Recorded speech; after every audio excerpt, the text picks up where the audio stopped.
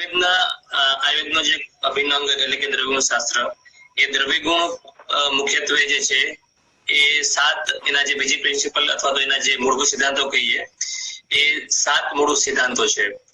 એમાં રસપંચકનો સમાવેશ થાય છે. એટલે એ 7 સિદ્ધાંતો તો 7 પદાર્થ જેને કહેવાય છે દ્રવ્યગુણ શાસ્ત્રના, એ ક્યાં છે તો દ્રવ્ય, ગુણ, એ ગુણની અંદર પાછા રસ, વીર્ય, વિપાક, પ્રભાવ અને કર્મ, આ 7 પદાર્થો જે છે એમાં રસપંચકનો સમાવેશ થાય છે. આપણે આ સૌપ્રથમ જે છે એ આ સિદ્ધાંતોને એની જે વ્યાખ્યા જે છે ટૂંકમાં આપણે જોશું. એને કઈ રીતે સમજવા, શાસ્ત્રો એને કયા સંદર્ભે એનું વર્ણન કરેલ છે અને કઈ રીતે એનું જ્યારે આપણે દ્રવ્યોનું મૂલ્યાંકન કરતા હોય કે એના કર્મોનું મૂલ્યાંકન કરતા હોય ત્યારે એને કઈ રીતે જોવા, એના વિશે શરૂઆતમાં આપણે થોડું ડિસ્કશન કરશું અને ત્યાર પછી આપણે ઔષધો ઉપર જશું. તો સૌપ્રથમ આપણે જે છે આમની જે ટેકનિકલ કે જે આયુર્વેદ શાસ્ત્રમાં જે ખરેખર વ્યાખ્યા જે શું છે એ આપણે વ્યાખ્યા જોઈએ અને એને સામાન્ય ભાષામાં કઈ રીતે સમજવું એ સાથે સાથે જોતા જશું. તો દ્રવ્ય એટલે કે એની જે સંસ્કૃતમાં જે વ્યાખ્યા છે, ખરેખર આ જે સિદ્ધાંતોની જે વ્યાખ્યાઓ જે છે એ આયુર્વેદના જે સિદ્ધાંતો એટલે કે જે પંચમહાભૂત સિદ્ધાંત છે એ બધા સિદ્ધાંતો જે છે દર્શન શાસ્ત્ર ઉપરથી આવેલા છે. અને દર્શન શાસ્ત્રની જે વ્યાખ્યાઓ જે છે એ વ્યાખ્યાઓને આયુર્વેદ શાસ્ત્ર એ ફોલો કરેલી છે. એટલે અહીં આપણે જે વ્યાખ્યાઓ જોઈશું એ ખરેખર દર્શન શાસ્ત્રોની વ્યાખ્યા છે. તો એટલે એ વ્યાખ્યાઓ કેવી છે, ખૂબ જ ટેકનિકલ વ્યાખ્યા હોય છે. એટલે આપણને એનું જે ભાષાંતર કહીએ સીધી રીતે સમજવું અઘરું છે, પણ એને જો વ્યવહારિક ભાષામાં સમજવા માટે આપણે આયુર્વેદ જે છે પછી એમાં ટીકા ટિપ્પણી આવેલી હોય કે ભાઈ આને આ કઈ રીતે સમજવું એમ. તો આપણે એ બધું ટૂંકમાં જોતા જઈએ.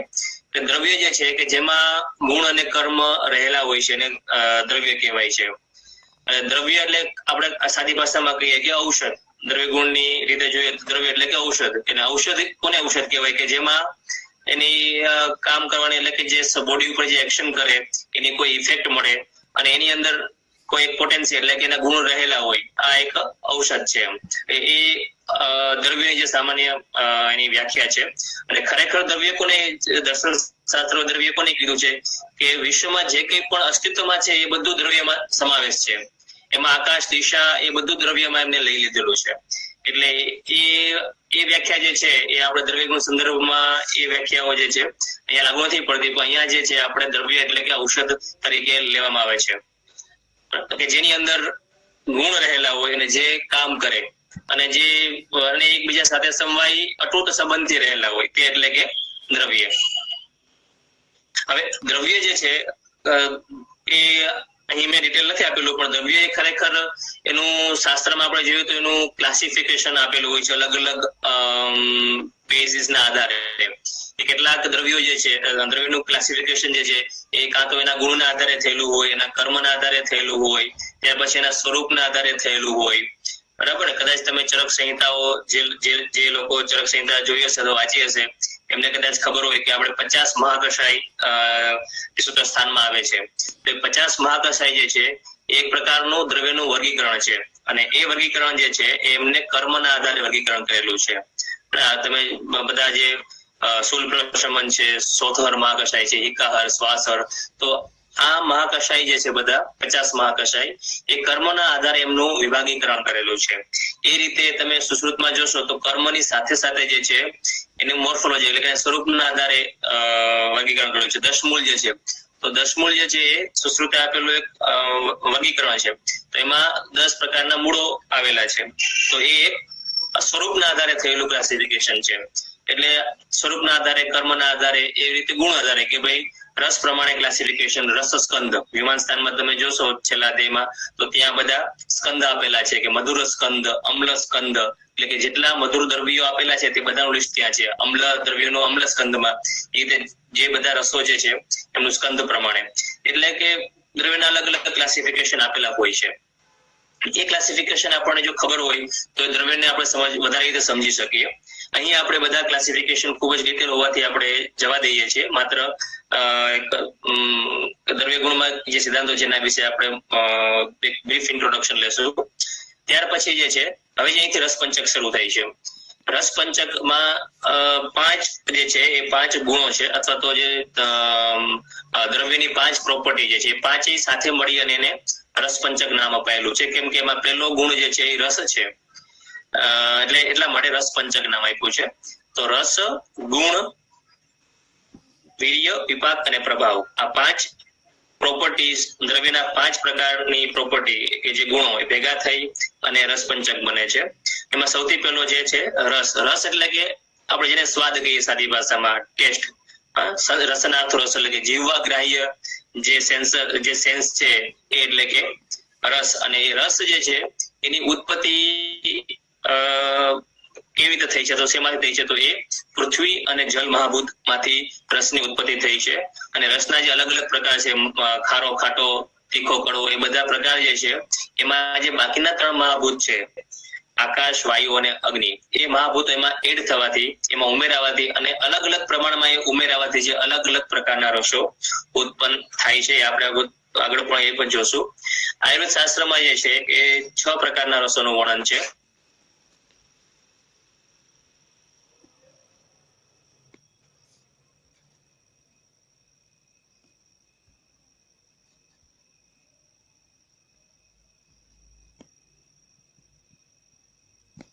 કે જે રસ જે છે એ આપણને ખ્યાલ હોય તો રસના આધારે જે છે, રસ અથવા તો ગુણોના આધારે એ આપણે દ્રવ્યની ઇફેક્ટ બોડી ઉપર શું થશે એ આપણને એડવાન્સમાં ખ્યાલ આવી જાય. બધી એક્શન ખ્યાલ ના હોય પણ એ કયા પ્રકારના કર્મો કરી શકે છે બોડી ઉપર, એ આપણને પ્રાથમિક માહિતી છે એ આપણને ગુણો દ્વારા એટલે કે રસપંચક દ્વારા મળતી હોય છે. એટલા માટે રસપંચક જાણવાનું ખૂબ જ અગત્યનું છે.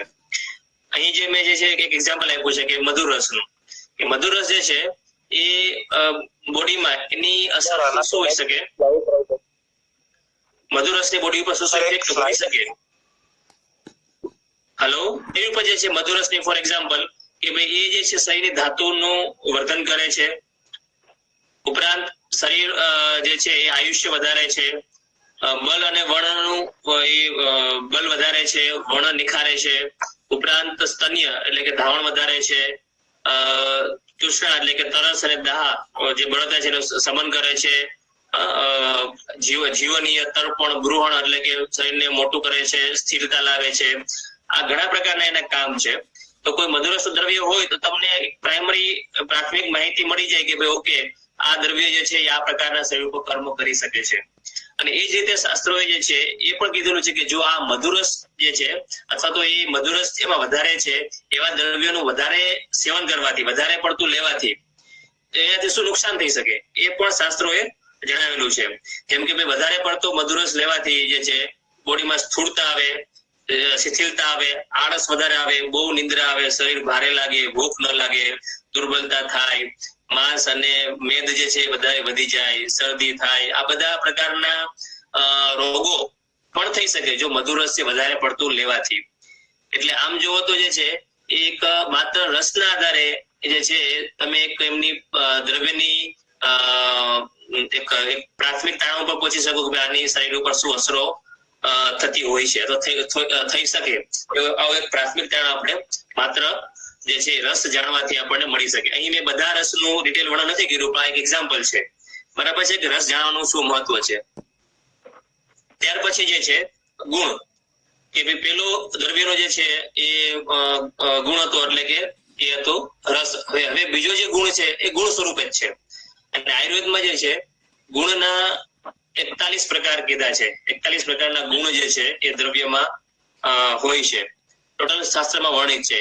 એમાંથી આપણે જે ઔષધિઓમાં જે એના જે ચિકિત્સા માટેના જે વાપરતા હોય છે 20 ગુણ છે, જેને ગુરુવાદી ગુણ કહેવાય છે. ગુરુ, લઘુ, સ્નિગ્ધ, વૃક્ષ, આ જે 20 ગુણો જે છે એ જનરલી આપણે ઔષધિમાં એનું મૂલ્યાંકન કરવાનું થતું હોય છે, જેના આધારે એનું કર્મ નક્કી કરતા હોય છે. એના સિવાય 10 ગુણો એવા છે કે જેને પરાદી ગુણ કહેવાય છે. આ પરાદી ગુણ જે છે એ ચિકિત્સાના એ આખા સાપેક્ષ ગુણ છે. અને એ ચિકિત્સામાં તમને કેટલી સિદ્ધિ મળશે, ટ્રીટમેન્ટ તમારી કેટલી સક્સેસફુલ થશે, એના એ માપદંડ છે પરાદી ગુણ જે છે. એના સિવાય બીજા 5 જે છે ઇન્દ્રિય ગુણ છે, સ્પેશિયલ ગુણ છે કે જે શબ્દ, સ્પર્શ, રૂપ, રસ, ગંધ જે ઇન્દ્રિયના ગુણો છે એ 5 ઇન્દ્રિય ગુણ, 6 જે છે એ આત્માના ગુણ છે, આત્મિક ગુણ છે, ઈચ્છા, દ્વેષ, સુખ, દુઃખ, પ્રયત્ન. આ જે છે આત્મિક ગુણ છે. હું એનું લિસ્ટ જે છે બીજી સ્લાઇડમાં તમને મળી જશે કે ગુરુ 1 થી 20 ને જે લિસ્ટ આપેલું છે, ગુરુ મંદ, હિમ, સ્નિગ્ધ, લક્ષણ, સાંદ્ર, મૃદુ, સ્થિર, સૂક્ષ્મ, વિશદ, લઘુ, તીક્ષ્ણ, ઉષ્ણ, રૂક્ષ, ખર, દ્રવ, કઠિન, સરસ, સ્થૂલ અને પિછલ. આ 20 ગુણ જે છે એને ગુરુવાદી ગુણ, કેમ કે પહેલો ગુણ જે છે ગુરુ છે, એના આધારે નામ પડ્યું ગુરુવાદી. આ 20 ગુણ. એની નીચે જે લાલ શબ્દોમાં છે પર, અપરત્વ, યુક્તિ, સંખ્યા, સંયોગ, વિભાગ, પૃથકત્વ, પરિણામ, સંસ્કાર અને અભ્યાસ.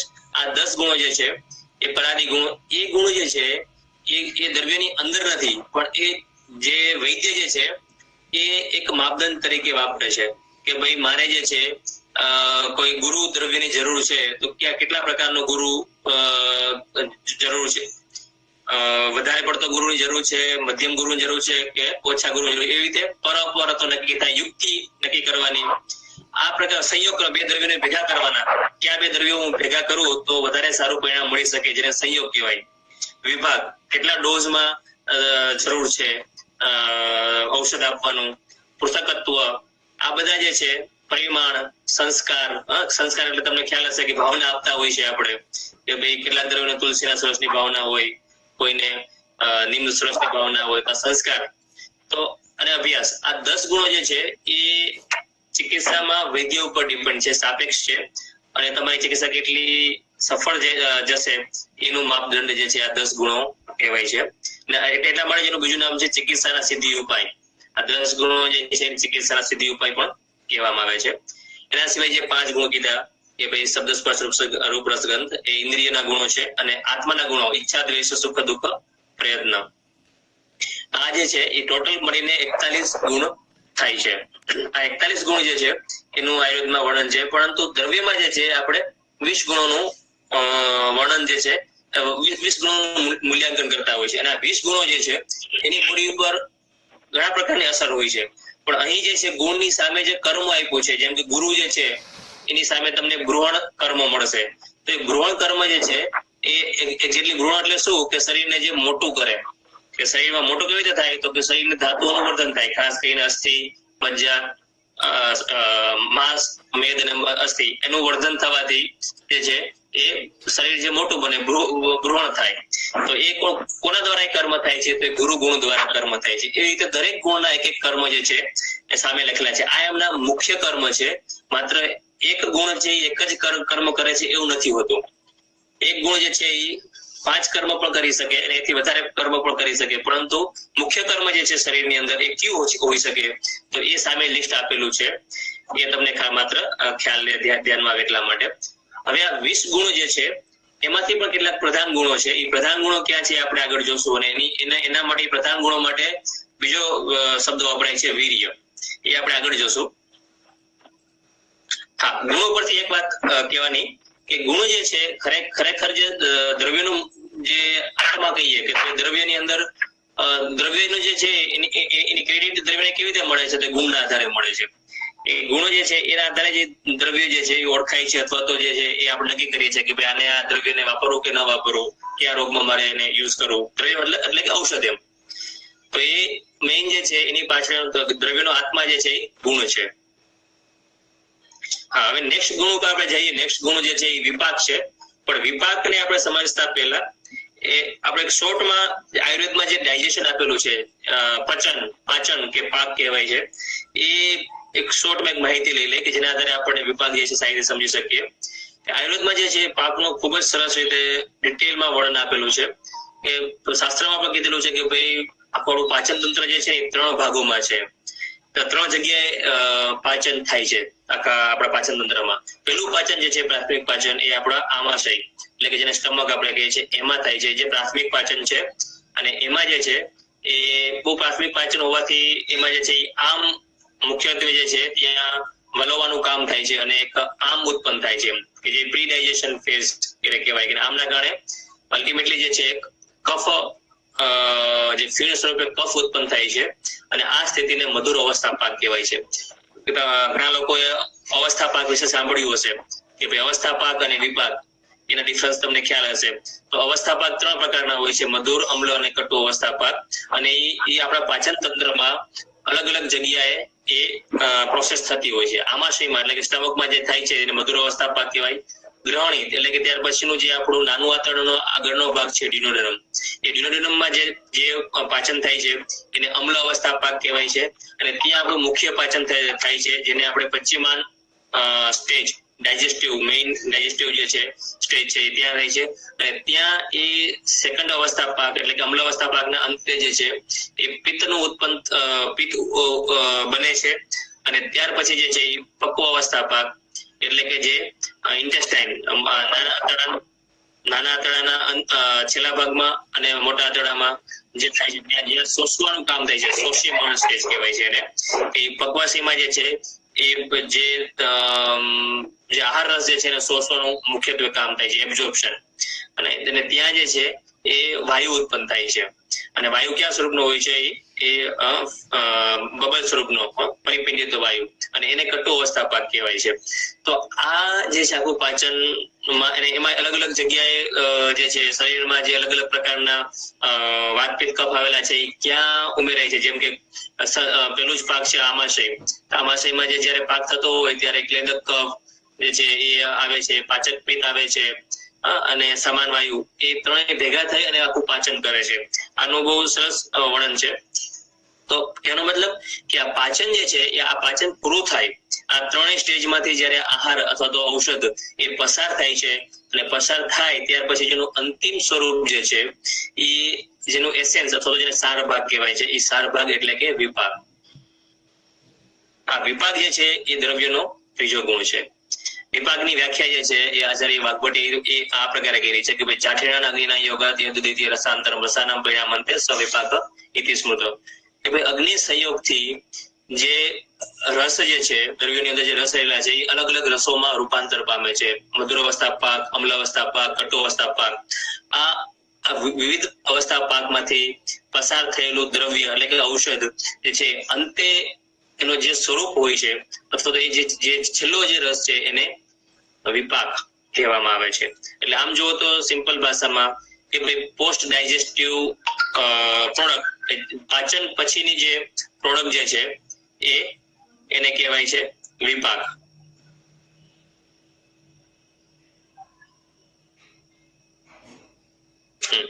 તો વિપાક જે છે એ શાસ્ત્રોએ જે છે ત્રણ વિપાક કીધા છે: મધુર, અમ્લ અને કટુ વિપાક. મધુર નું બીજું નામ ગુરુ પણ છે. સુશ્રુતે એમને ગુરુ વિપાક કીધો છે. અને કટુ વિપાક નું બીજું નામ છે લઘુ વિપાક. એટલે એને ગુરુ સ્વરૂપમાં વિપાક આપ્યો છે. ચરકે જે છે એ રસોના સ્વરૂપમાં વિપાક આપ્યો છે. એટલે મધુર અને ગુરુ બંને એક જ વિપાક છે. કટુ અને લઘુ એ બંને એક જ વિપાક છે. અમ્લ માટે કોઈ વિપાક સુશ્રુતે કીધો નથી. મધુર વિપાક જે છે એ મધુર અને લવણ રસમાંથી મધુર વિપાક બને છે. અમ્લ વિપાક જે છે એ અમ્લ રસમાંથી બને છે. અને બાકીના ત્રણ રસો જે છે કટુ, તિક્ત અને કસાય, એમાંથી કટુ વિપાક અથવા તો લઘુ વિપાક બને છે.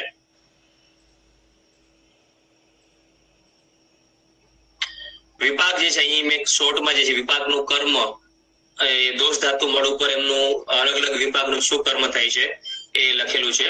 કદાચ ઇંગ્લિશ જે વાંચવામાં તકલીફ હોય તો હું થોડું ગુજરાતીમાં કહું છું, તો મારા શબ્દો પર ધ્યાન આપો. કે મધુર વિપાક જે છે એ કફ દોષને વધારે છે અને ધાતુઓનું પોષણ કરે છે. એટલે કે રસથી લઈ અને શુક્ર ધાતુ જે છે એને વધારે છે. અને જે બોડીમાં જે મળ છે, મળ અને મૂત્ર, એ મૂત્ર જે છે ને એ ઇઝીલી એટલે કે આરામથી એ બોડીમાંથી નીકળી જાય એના માટે મધુર વિપાક છે એ જવાબદાર છે. જો સમજી લો કે કોઈ કોન્સ્ટિપેશન હોય અથવા તો પેશાબ જે છે બરાબર બનતો નહીં, ઉતરતો ન હોય, તો એની પાછળ જે છે કે ભાઈ બોડીમાં મધુર વિપાક બરાબર બનતો નથી, એ એક પ્રાથમિક કારણ હોઈ શકે. ત્યાર પછી બીજું વિપાક જે છે તે એટલે કે અમ્લ. એ જે છે એ પિત્તને વધારે છે. અને એ જે છે અમ્લ વિપાક છે એ ધાતુઓનું પૂરેપૂરું પોષણ કરતું નથી. એનો શબ્દ એટલા માટે પછી શુક્રઘ્ન, એટલે શુક્ર ધાતુ સુધી એ અમ્લ વિપાક જે છે એ પહોંચતો નથી. અને એટલે કે શુક્રનું જે છે એ ઘટાડે છે. અને ત્યાર પછી જે છે એનું મળ ઉપર શું અસર થશે, તો મળોને પણ એ પણ મધુરની જેમ જે છે એ બોડીમાંથી સહેલાઈથી બહાર કાઢે છે અમ્લ વિપાક. કટુ જે છે છેલ્લો વિપાક એ વાત દોષને વધારે છે. અને એ ધાતુઓનું પોષણ કરતો નથી, ધાતુઓને ઉલટાના ઘટાડે છે. અને પ્લસ મળ અને મૂત્રને પણ એ બહાર કાઢવામાં કઠિનાઈ તકલીફ પડે છે. એટલે આ જે છે વિપાકનો એક પ્રાથમિક દોષ ધાતુ પર મળ ઉપર એના કર્મો છે. હવે આપણે એમ થાય કે ભાઈ મધુર એ રસ પણ છે અને વિપાક પણ છે, અમ્લ રસ પણ છે અને વિપાક પણ છે, કટુ રસ છે અને વિપાક પણ છે. હા, પણ રસ 6 છે તો વિપાક કેમ 3 જ કીધા? એક સામાન્ય એક પ્રશ્ન હોઈ શકે, ભાઈ રસ 6 છે, વિપાક શા માટે આપણે 3 જ કીધા છે? તો અહીં જે છે એ અગ્નિનું મહત્વ આવી જાય છે. ભાઈ 6 પ્રકારના જે જીવવા જે 6 પ્રકારના અલગ અલગ રસોને પારખી શકે છે, બરાબર છે, પણ જ્યારે એ અગ્નિમાંથી એ ઔષધ કે દ્રવ્ય જ્યારે પસાર થાય છે તો ત્યાર પછીના જે એનું દ્રવ્યનું સ્વરૂપ જે છે એ 3 જ પ્રકારનું હોય છે. કાં તો એ મધુર સ્વરૂપનું હોય, અમ્લ અથવા તો કટુ. એ સ્વરૂપ જે છે એને સુશ્રુતે જે છે સુશ્રુતાચાર્ય એમને ગુરુ કીધું છે, કટુને લઘુ કીધું છે. પણ કહેવાનો મતલબ છે કે વિપાક જે છે એના સ્વરૂપ જે છે એ 3 જ હોય છે, જ્યારે રસ જે છે એ 6 પ્રકારના હોય છે. કેમ કે વચ્ચે જે અગ્નિમાંથી ફિલ્ટર થાય, અગ્નિનું ઔષધ ઉપર અને દ્રવ્ય ઉપર જે છે એનું કર્મ આવે, અગ્નિ એનું પાચન કરે, એને ટ્રાન્સફોર્મેશન કરે, એટલે માત્ર 3 જ વિપાક છે એ વધતા હોય છે. હા, ઘણી વખત એવું પણ બને કે ભાઈ દ્રવ્ય જે છે એ એનો રસ જે છે એ કટુ હોય એટલે કે તીખું હોય, પણ એનો વિપાક છે એ મધુર થઈ જાય. આવા કેટલાક દ્રવ્યો છે, આપણે આગળ ઉદાહરણમાં ક્યાંક આવશે ત્યારે જોશું કે ભાઈ કટુ રસ વાળું દ્રવ્ય જે છે જનરલી કટુ રસનો કટુ જ વિપાક થતો હોય છે, પણ ક્યારેક એવું પણ બને કટુ રસ જે છે મધુર વિપાકમાં પણ પરિણમે. તો ત્યારે જે છે એ જે વિપાકના કર્મો વધારે તમને જોવા મળે, નહીં કે રસના. કેમ કે રસ કરતા જે છે વિપાક છે એનું મહત્વ વધારે છે અથવા તો એ સ્ટ્રોંગ છે. ત્યાર પછી જે છે ગુણ, ચોથો ગુણ એટલે કે વીર્ય.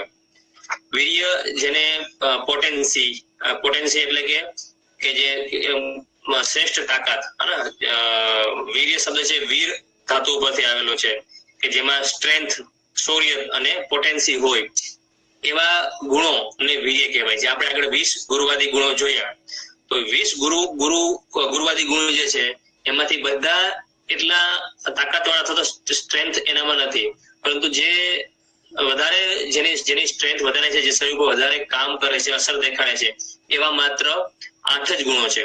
તો એ 8 ગુણો જે છે એ આચાર્યો એમને વીર્ય સંજ્ઞા આપી, વીર્ય નામથી. એટલે આમ જો તો વીર્ય અને ગુણમાં કઈ જાજો ફેર નથી. વીર્ય એટલે કે ભાઈ જે શ્રેષ્ઠ ગુણો એને વીર્ય શબ્દ આપી દીધો છે. અને એ ક્યાં છે? તો મૃદુ, તીક્ષ્ણ, ગુરુ, લઘુ, સ્નિગ્ધ, રૂક્ષ, ઉષ્ણ અને શીત. આ 8 જે છે એ મુખ્ય ગુણો હોવાથી એને વીર્ય સંજ્ઞા નામ આપી છે. કેમ કે વ્યવહારમાં જે છે એ 8 જ ગુણો વપરાતા હોવાથી જે છે એને વીર્ય કહેવાય છે. પ્લસ કે 8 માંથી પણ સૌથી વધારે સ્ટ્રેન્થ કોની છે, તાકાત કોનામાં છે? તો એ શીત અને ઉષ્ણ. શીત અને ઉષ્ણ બધા આ 2 પ્રકારના વીર્યો લગભગ બધા સાંભળ્યા હશે કે ભાઈ આ દ્રવ્ય જે છે, આપણે પણ પારિભાષિક રીતે અથવા વ્યવહારમાં જે છે એ આ જ શબ્દનો ઉપયોગ કરતા હોય છે કે ભાઈ હું આ ખાઉં છું, ભાઈ રીંગણાનું શાક ખાઉં છું, મને ગરમ તો નહીં લાગે ને? એ ગરમ એ શું છે? એ ગરમ એટલે કે ત્યાં એ રીંગણાના ઉષ્ણવીર્યની વાત થાય છે. એ જ રીતે ભાઈ શીત, ભાઈ હું આઈસ્ક્રીમ ખાઉં છું, ભાઈ ઠંડી નહીં લાગે ને? તો એ શીત જે છે એ ત્યાં આપણે ઠંડો શબ્દ છે એના વીર્યવાચક શબ્દ છે. એટલે ઠંડુ અને ગરમ જે આપણે વ્યવહારમાં વપરાય છે એ આપણે કોઈ પણ ઔષધને કે ભાઈ દ્રવ્ય જે છે એને આપણે ઠંડા ગરમમાં માપતા હોય છે, એ એના વીર્યના આધારે માપતા હોય છે. એ આપણા વ્યવહારમાં છે. એના સિવાય ઘણી વખત આપણે ભારે અથવા જેમ કે ભાઈ પચવામાં બહુ ભારે છે, આ તો આ ન ખવાય, પચવામાં બહુ ભારે છે, ભીંડો પચવામાં, મગફળી પચવામાં બહુ ભારે છે, ન ખવાય. તો એ ભારે શબ્દ એટલે કે ગુરુ ગુણ. અને હલકું એટલે પચવામાં હલકું છે, લીલા શાકભાજી ખવાય, અથવા તો કે ભાઈ જીરું, આપણે જે બાકી જે બધા ઘણા બધા શાકભાજી છે ભાઈ પચવામાં હલકા છે, તો દૂધી, તુરિયા, ગલકા, મગ, મઠ બધા પચવામાં હલકા છે, તો અને લઘુ શબ્દ એ પણ એક વીર્યવાચક શબ્દ છે. તો આ જે આપણા વ્યવહારોમાં પણ આ શબ્દો વપરાતા હોય છે, અને એટલા માટે જે છે એનું નામ એને આચાર્ય વીર્ય સંજ્ઞા આપી છે કે મૃદુ, તીક્ષ્ણ, ગુરુ, લઘુ, સ્નિગ્ધ, રૂક્ષ, ઉષ્ણ અને શીત. આ 8 જે છે એ વીર્ય છે. અને એની અલગ અલગ જે કર્મો જે છે, બોડીમાં કર્મો થાય છે, એના દોષો ઉપર પ્રભાવ પડે છે, એના ધાતુ ઉપર પ્રભાવ અને શરીર પર શું પ્રભાવ છે એનું આગળની સ્લાઇડમાં આવશે, પણ હું સ્લાઇડ અત્યારે સ્કીપ કરું છું કે આપણે એટલું ડિટેલ જોશું નહીં, એને સ્કીપ કરીએ છીએ કેમ કે આપણે જે ઘણું બધું જોવાના છે બીજી સ્લાઇડ પણ દ્રવ્ય વિશે જાણવાનું છે. તો એ એટલે કે વીર્ય. તો વીર્ય પછીનો જે પાંચમો રસપંચકનો પાંચમો ગુણ છે એટલે કે પ્રભાવ. પ્રભાવનું વ્યાખ્યા બાજુ ત્યાર પછી એના વિશે થોડું જણાવીશ. રસવીર્ય વિપાકાનામ સામાન્યમેત લક્ષ્યતે વિશેષકર્મણાં ચૈવ પ્રભાવસ્તસ્ય સમતઃ. એટલે કે ભાઈ જ્યારે રસ વીર્ય અને વિપાક એ બધું સામાન્ય હોય છતાં પણ તમને કર્મ જે છે એના આધારે ન મળે, તમને એવું લાગતું હોય કે ભાઈ આમાં ભાઈ કટુ રસ છે અને કટુ વિપાક છે, ઉષ્ણ વીર્ય છે, તો એ જે છે એનું શરીર ઉપર ગરમ જ અસર થવી જોઈએ, એ તમને એની ઠંડી અસર ના થવી જોઈએ. અને જો એ દ્રવ્ય જે છે શરીર પર ઠંડી અસર આપે તો એ પ્રભાવજન્ય કર્મ છે કે ભાઈ પ્રભાવ થી થતું કર્મ છે.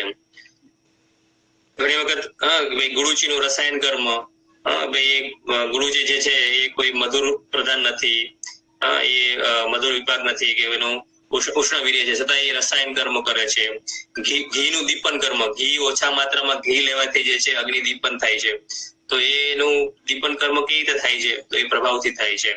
એ શાસ્ત્રોમાં ઘણા બધા જે છે એ પ્રભાવથી કર્મો આપેલા છે. કોઈ વમન અને વિરેચન એક જ દ્રવ્ય જે છે એ ઉલટી પણ કરાવે અને ઝાડા પણ કરાવે, ઉર્ધ્વ ભાગ હરે એને કહેવાય. તો એ શા માટે એક સાથે બે કર્મો જોવા મળે છે તો એ પ્રભાવથી કર્મ થાય છે કે જેની પાછળ પ્રભાવ એટલે કે ભાઈ જેને તમે જેનું તમે કહેવાય ને કે એના ઉપર તમે જાજુ ડિસ્કશન ના કહી શકો અથવા તો એનું રસ વીર્ય વિપાક દ્વારા એ થાય છે આવું તમે કહી ના શકો. એક નવા જ પ્રકારનું કામ છે જેની પાછળ જે છે એ આચાર્ય અથવા તો જે સમજી શકાતી નથી, એટલા માટે સુશ્રુતે જે છે પ્રભાવને અચિંત્ય અમીમાંસ્ય કીધો છે. અચિંત્ય એટલે કે જેના ઉપર જાજુ તમે ચિંતન ના કરી શકો, જેને સમજી ન શકાય, અમીમાંસ્ય કે એવો પ્રભાવ છે કે ભાઈ દ્રવ્યની અંદર કોઈ એવો વસ્તુ છે અથવા કોઈ ગુણ છે કે જેના આધારે કર્મ થઈ જાય જે આપણે સમજી શકતા નથી. એટલે કે કહેવાનો મતલબ શાસ્ત્રોએ પોતાની લિમિટેશન ત્યાં દેખાડેલી છે.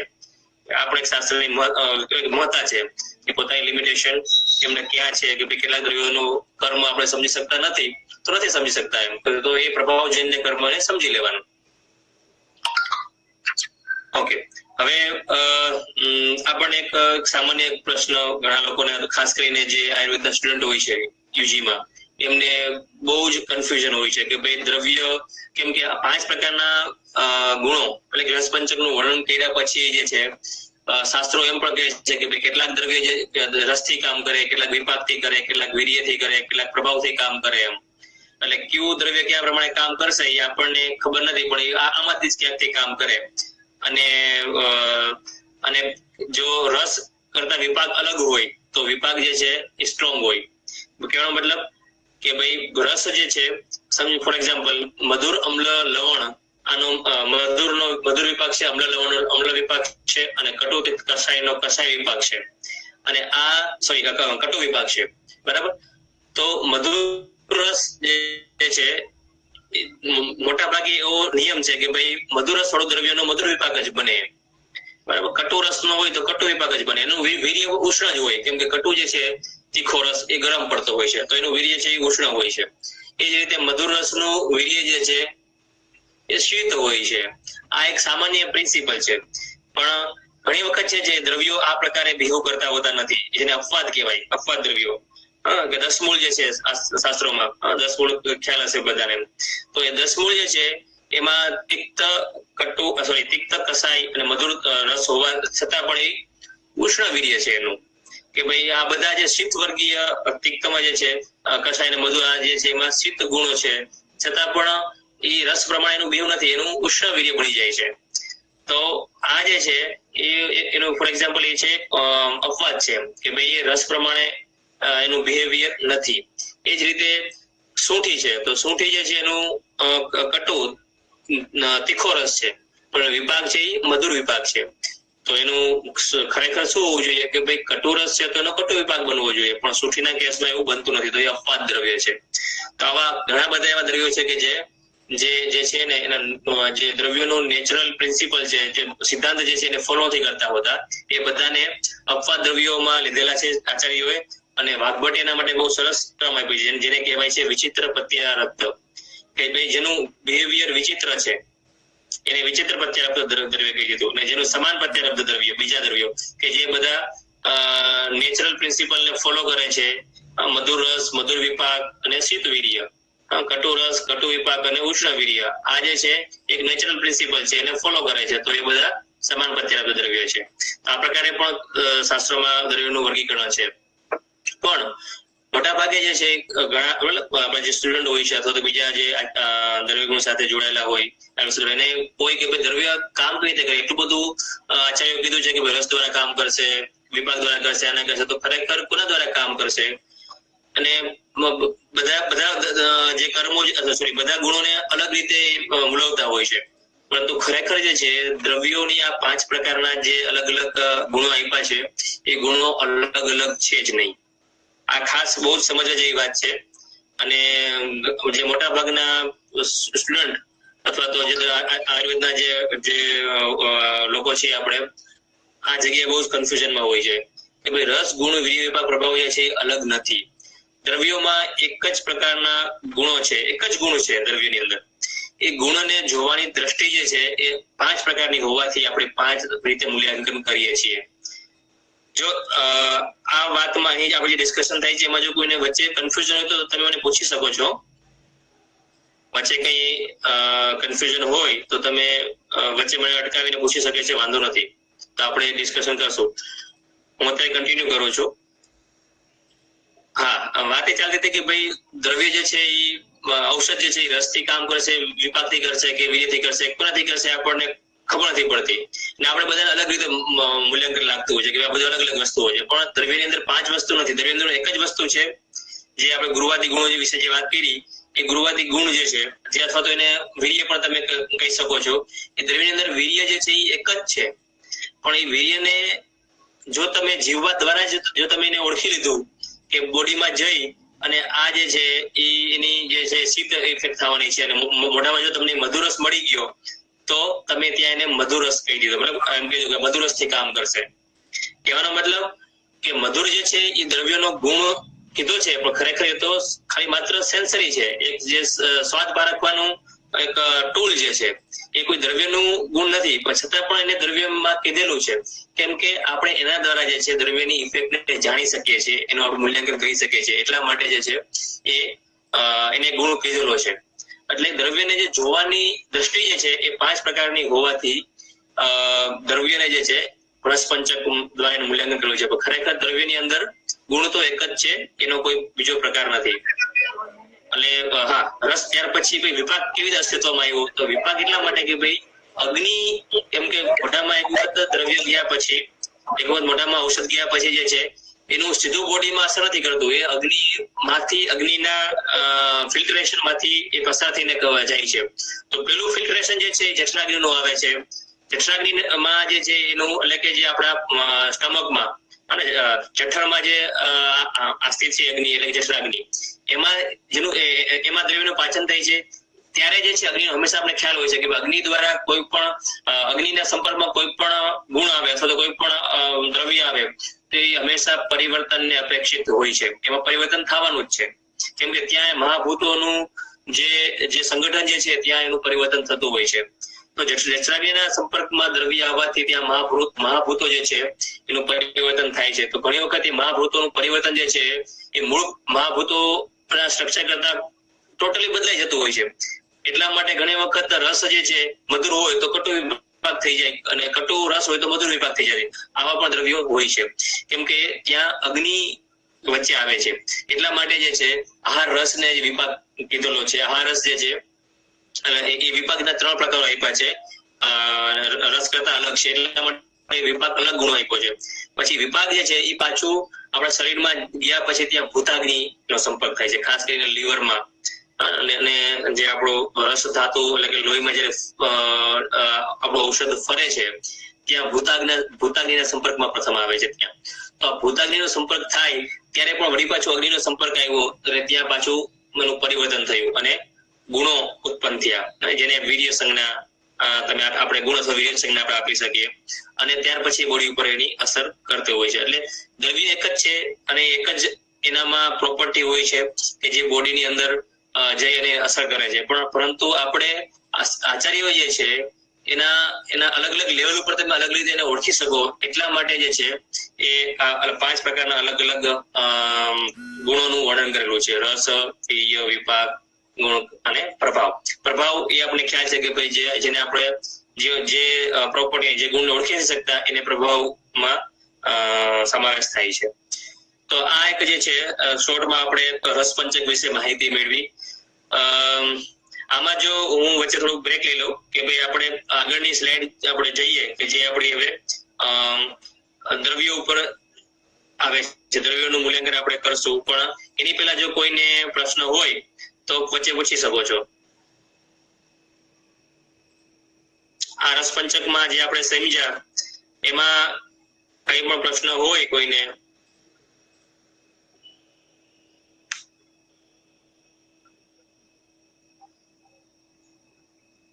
મારો અવાજ બધાને સંભળાય છે?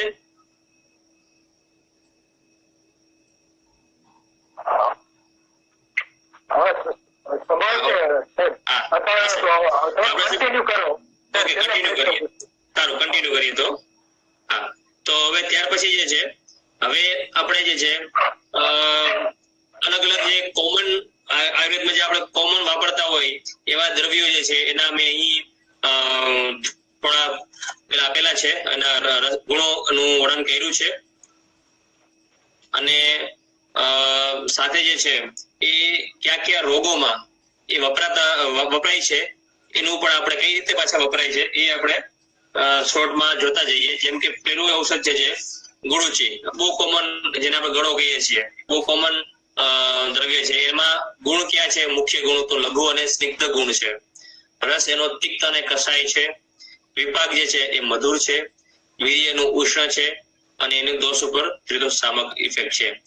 હવે આ દ્રવ્યના લીધે એ ગળો જે છે એ શરીર ઉપર કયા કયા રોગોમાં એ કામ કરે છે એ જો આપણે સમજવું હોય તો મેં અહીં નીચે જે છે એમના રોગોનું નામ લખ્યું છે, અને એનું રસાયણ કર્મ બોડી પર જોવા મળે છે. જ્વરમાં ઉપયોગ થાય છે. કામલા એટલે કે જોન્ડિસમાં જેને આપણે કમળો કહીએ છીએ એમાં ઉપયોગ થાય છે. વાતરક એટલે કે જે વાસ્ક્યુલર ડિસીઝ જે છે બોડીના એમાં થાય છે. સ્તન્ય શુદ્ધિમાં ઉપયોગમાં આવે છે કે જેને જે દૂધના ધાવણના રોગો હોય કે જે ધાવણ ભારે હોય, માતાનું ધાવણ અથવા તેમાં બીજા કોઈ રોગો હોય તો એમાં ઉપયોગ થાય છે. અને મધુમેહ એટલે કે ડાયાબિટીસમાં ઉપયોગ થાય છે. તો આ જે છે આ એનું જે કઈ રીતે નક્કી થાય છે તો આ એના ગુણ અને એના જે રસ વિપાક વીર્ય જે છે એના આધારે નક્કી થાય છે. એનામાં લઘુ ગુણ હોવાથી જે છે એ આપણે ખ્યાલ છે કે ભાઈ જ્વર ચિકિત્સા આપણે વાંચીએ તો જ્વરમાં જે છે જ્વર એટલે કે તાવ, એમાં લઘુ ગુણ જે છે લઘુ ગુણો એની ચિકિત્સા નો સ્ટેપ છે કે ભાઈ તમારે એમાં લઘુ ગુણો શરીરમાં ઉત્પન્ન થાય એવી બધી ક્રિયાઓ અને એવા પ્રકારના ઔષધો આપવા. તો ગળોમાં લઘુ ગુણ હોવાથી પ્લસ તિક્ત રસ હોવાથી એ જ્વરમાં જે છે સૌથી વધારે કામ આવે છે. અને તમે કદાચ તિક્તરસના કર્મો આપણે જોયા નથી, પણ તિક્તરસના કર્મો જયારે શાસ્ત્રોમાં જે આપેલા છે વાંચશો તો એમાં આ જ બધા રોગો વિશે વર્ણન છે કે ભાઈ તિક્તરસ જે છે ક્યાં કામ કરશે, તો જ્વરમાં કામ કરશે, વાતરક્તમાં કામ કરશે, કમળામાં કામ કરશે, ડાયાબિટીસમાં કામ કરશે. અને આપણે ખ્યાલ છે કે ભાઈ ડાયાબિટીસમાં તો કડવું સારું, કડવું એટલે કે તિક્તરસ, બરાબર. તો એ જે છે પરંતુ બધા તિક્તરસ છે તિક્તરસ બધા દ્રવ્યો જે દ્રવ્યોમાં છે બધા દ્રવ્યો પાછા ડાયાબિટીસમાં કામ આવશે જ, બધા દ્રવ્યોથી તાવ જશે જ એવું નથી. એ પાછું દ્રવ્યો ઉપર ઇન્ડિવિજ્યુઅલ દ્રવ્યોના ગુણો ઉપર ડિપેન્ડ હોય છે કે ભાઈ ગળો જે છે એ વાતરક્ત તાવમાં આમાં કામ આવે છે તો બીજું દ્રવ્ય જે છે એ પાછું નિંબ જે છે એ પાછું ડાયાબિટીસમાં તમને લીમડો જે કામ આવશે જ, ગળો જેટલો જ કામ આવશે એવું કોઈ જાતનું ગેરંટી હોતી નથી. એટલે એટલા માટે જ કે જે રસથી તમને એક પ્રાથમિક તારણ મળે એનાથી કન્ફર્મેશન ન થઈ શકે.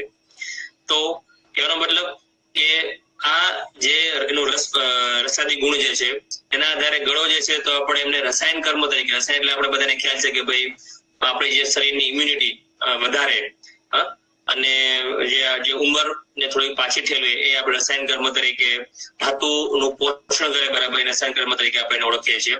તેમાં ગળોનો સ્વરસ જે છે એ સારો કામ આવે છે, એ પીવો જોઈએ. અને ચરક એ જે છે ચિકિત્સા શાસ્ત્રમાં એમાં જે છે ગળોને જે છે મેજર રસાયણ તરીકે કીધેલું છે કે ભાઈ ગળોનો સ્વરસ જે છે એ આપણી બુદ્ધિને, આપણે જે કોગ્નિટિવ પાવર અને જે મેમરીને પણ વધારે છે. 4 પ્રકારના જે મેજર રસાયણ છે એમાં ગળો પણ એક ગળોનો સ્વરસ છે મેજર રસાયણ છે. ત્યાર પછી જોન્ડિસમાં જે છે ગળો જે છે એને કેવી રીતે વાપરવાનો, તો એને ગુળુચીનો રસ જે છે એ મધ સાથે ચાટવાનો છે, મધ સાથે મિક્સ કરી અને પીવાનો છે, અને સવારે જે છે એનું સેવન કરવાનું છે. ઉપરાંત ગળોના જે પાંદડા જે પણ છે એ પણ કમળામાં વપરાય છે. પાંદડાનો જે આપણે કલ્ક બનાવીએ વાટીને, એને છાશ સાથે પીવાથી કામળામાં ફાયદો થાય છે. હા, હવે અહીં જે આપણે વાત કરીએ છીએ બધા ગળોના ફાયદાના અલગ અલગ રોગોમાં, તો એ જે છે ખાસ આપણે યાદ રાખશું કે ભાઈ એ સિંગલ દ્રવ્યથી, એટલે ગળો એકલો જે છે એનાથી તાવ જતો રહેશે, એનાથી જોન્ડિસ જતો રહેશે, એનાથી ડાયાબિટીસ જતો રહેશે, એવું નથી. કેમ કે રોગ જે છે એ ઘણા બધા કારણોથી બનેલો હોય છે. અને જયારે રોગની ચિકિત્સાની આપણે વાત કરીએ, એના ટ્રીટમેન્ટની વાત કરતા હોય, તો એની ટ્રીટમેન્ટ માટેના જે સ્ટેપ આપેલા હોય શાસ્ત્રોમાં કે ભાઈ જોવા જે છે તો એમાં પેલા લંઘન થવું જોઈએ, પછી પાચન થવું જોઈએ, પછી એમાં ક્વાસ દ્રવ્યો આપવાના, જો ઝીણો જ્વરમાં જાય તો એનું શોધન કરવાનું. તો એ બધા સ્ટેપ એના સ્ટેપ પ્રમાણે ફોલો થાય તો એ રોગ જે છે એમાં તમને આ દ્રવ્યો જે સ્ટેજમાં કીધેલા હોય એ સ્ટેજમાં તમે વાપરો તો કામ આવે. આમ જોર હોય, હજી નવો જ જોર છે, જયારે આપણને તાવ આવ્યો અને એકદમ શરદી થઈ ગઈ છે, સીધું તમે ગળો આપો તો તરત જ બીજા દિવસે તાવ શરદી મટીને જવાની ગળાથી. તો એમાં જે છે એ લંઘન પેલા કરવું પડે. તો એ જ રીતે મધુમેહમાં છે, એ જ રીતે કામળામાં છે કે ભાઈ તમારે સાથે વિરેચન કરવું પડે, પછી ગળો એમાં ફાયદો કરે. તો એ ચિકિત્સાના જે સ્ટેપ જે છે, ચિકિત્સા સૂત્રો કે છે, એ ચિકિત્સા સૂત્ર પ્રમાણેની પદ્ધતિ પ્રમાણે જો ચિકિત્સા થાય અને આપણે એના ઔષધિને પ્રોપર જગ્યાએ, પ્રોપર સ્ટેજ ઉપર જયારે વાપરીએ તો એ ઔષધિનું પ્રોપર એનું કામ મળે. બાકી અહીંયા એમ વાત થાય છે કે ભાઈ ગળાથી સ્વરસથી જોન્ડિસ મટી જાય, તો ગમે ત્યારે તમે ગયા કોઈ પણ સ્ટેજ ઉપર તમે ગળો પીવો એટલે મટી જાય એવું હોતું નથી. એના ચિકિત્સા સૂત્ર, એના માટે આપણે એ ચિકિત્સા વાંચવું પડે, આપણે જે શાસ્ત્રમાં જે કીધેલી છે એના સ્ટેપ વાંચવા પડે, અને ત્યાર પછી ટ્રીટમેન્ટ કરીએ તો આપણને થાય. પરંતુ કહેવાનો મતલબ એ છે કે ભાઈ ગળો જે છે એ આ રોગોમાં કામ કરે છે, અને એના જે જગ્યાએ એનું વર્ણન છે, જ્યાં સ્ટેજ ઉપર એ સ્ટેજમાં એ દવા આપવાથી એ આપણને ફાયદો મળે છે. ત્યાર પછી જે છે સ્તન્ય શુદ્ધિ એટલે કે ભાઈ ઘણી વખત માતાનું ધાવણ જે છે એમાં કેટલાક દોષ હોય છે. તો એ દોષ જે છે એ એના કારણે જે બાળકને રોગ થતો હોય છે. બાળકને ઘણી વખત જે છે વધારે પડતા ઝાડા થાય, કાં તો વધારે પડતી જે શરદી થતી હોય, કાં તો પછી એને જે છે એને ગેસનો પ્રોબ્લેમ થતો હોય, તો એનું ઘણી વખત મૂળ કારણ જે છે એ માતાના ધાવણમાં હોય છે. તો એ જે ધાવણ જે છે એ ધાવણના દોષોને નાશ કરવા માટે જે છે એના માટે આ ગુળુચી કામ આવે છે. એમાં ગળો સાથે જે સપ્તપર્ણ અને સપ્તપર્ણની ત્વક એટલે કે છાલ અને સૂંઠ, આ ત્રણેય ભેગા કરીને ભાત બનાવવાથી જે છે અને માતાને રેગ્યુલર પીવડાવવાથી જે છે એના સ્તનની જે દુષ્ટિ જે છે એનો જે દોષ છે એ નાશ પામે છે. જ્વરમાં જે છે ગળો કઈ રીતે વાપરવાનો છે, તો જ્વરમાં જે છે એનું આમ પાચન થાય ત્યાર પછી એમને ગળોનો ક્વાથ જે છે એમાં પીપલીનો પાવડર, પીપર એનો પાવડર નાખી અને મધ સાથે પીવાનો છે, તો એ તાવમાં એ આપણને ફાયદો કરશે. ત્યાર પછી તાવની અંદર આપણે ગુળુચીના પત્રનું શાક પણ લઈ શકીએ. ગુળુચીના જે પત્ર જે છે જનરલી આપણે બહુ ઓછી જગ્યાએ વાપરતા હોય છે, જેને ફેંકી દેતા હોય છે, તો એ ગળોના પાંદડા પણ શાકમાં વાપરી શકીએ છીએ, લઈ શકીએ છીએ. પછી રક્તપ્રદન એટલે કે જે ઘણા લેડીઝમાં જે છે વધારે પડતું લોહી યોની માર્ગ દ્વારા જતું હોય છે, તો એમાં જે છે એ વાસા એટલે કે અરડુસી સાથે ગળોનો સ્વરસ જે છે, વાસા સ્વરસ અને અરડુસીનો સ્વરસ, એ બંનેનો ખૂબ જ સારું પરિણામ છે. સૌ શ્રેષ્ઠ વાસા કીધી છે, પણ ગળો પણ ખૂબ જ કામ એમાં કરે છે, બંને સાથે પણ લઈ શકાય છે. તો બોડીમાં કઈ પણ જગ્યાએથી લોહી પડતું હોય તો એના માટે વાસા એટલે કે અરડુસી અને ગુળુચી જે છે એ સૌથી સારું દ્રવ્ય તરીકે કીધેલું છે. ત્યાર પછી ડાયાબિટીસ, મધુમેહ, તો એમાં જે છે ગળોનું ચૂર્ણ રેગ્યુલર લાંબા સમય સુધી આપણે લઈ શકીએ છીએ, એમાં કંટ્રોલ રહે છે. તો આ જે છે ગળોના કર્મો છે, ગળોના જે કર્મો જે છે એ કોના આધારે છે? તો એના જે લઘુ ગુણ જે છે અને તિક્ત રસ જે છે આ પ્રધાન છે, એના આધારે જે છે એ ગળો એનું કામ કરે છે. ત્યાર પછી આમલકી. આમળામાં જે છે લઘુ, વૃક્ષ, શીત આ 3 પ્રકારના ગુણ છે. એમાં આમળામાં ખરેખર 5 રસ હોય છે. આપણે પણ ખરેખર 2 જ રસ પાકી શકીએ છીએ. એક ખાટો રસ આપણે પાકી શકીએ છીએ અને બીજો કસાય એટલે કે તુરો રસ મળે છે.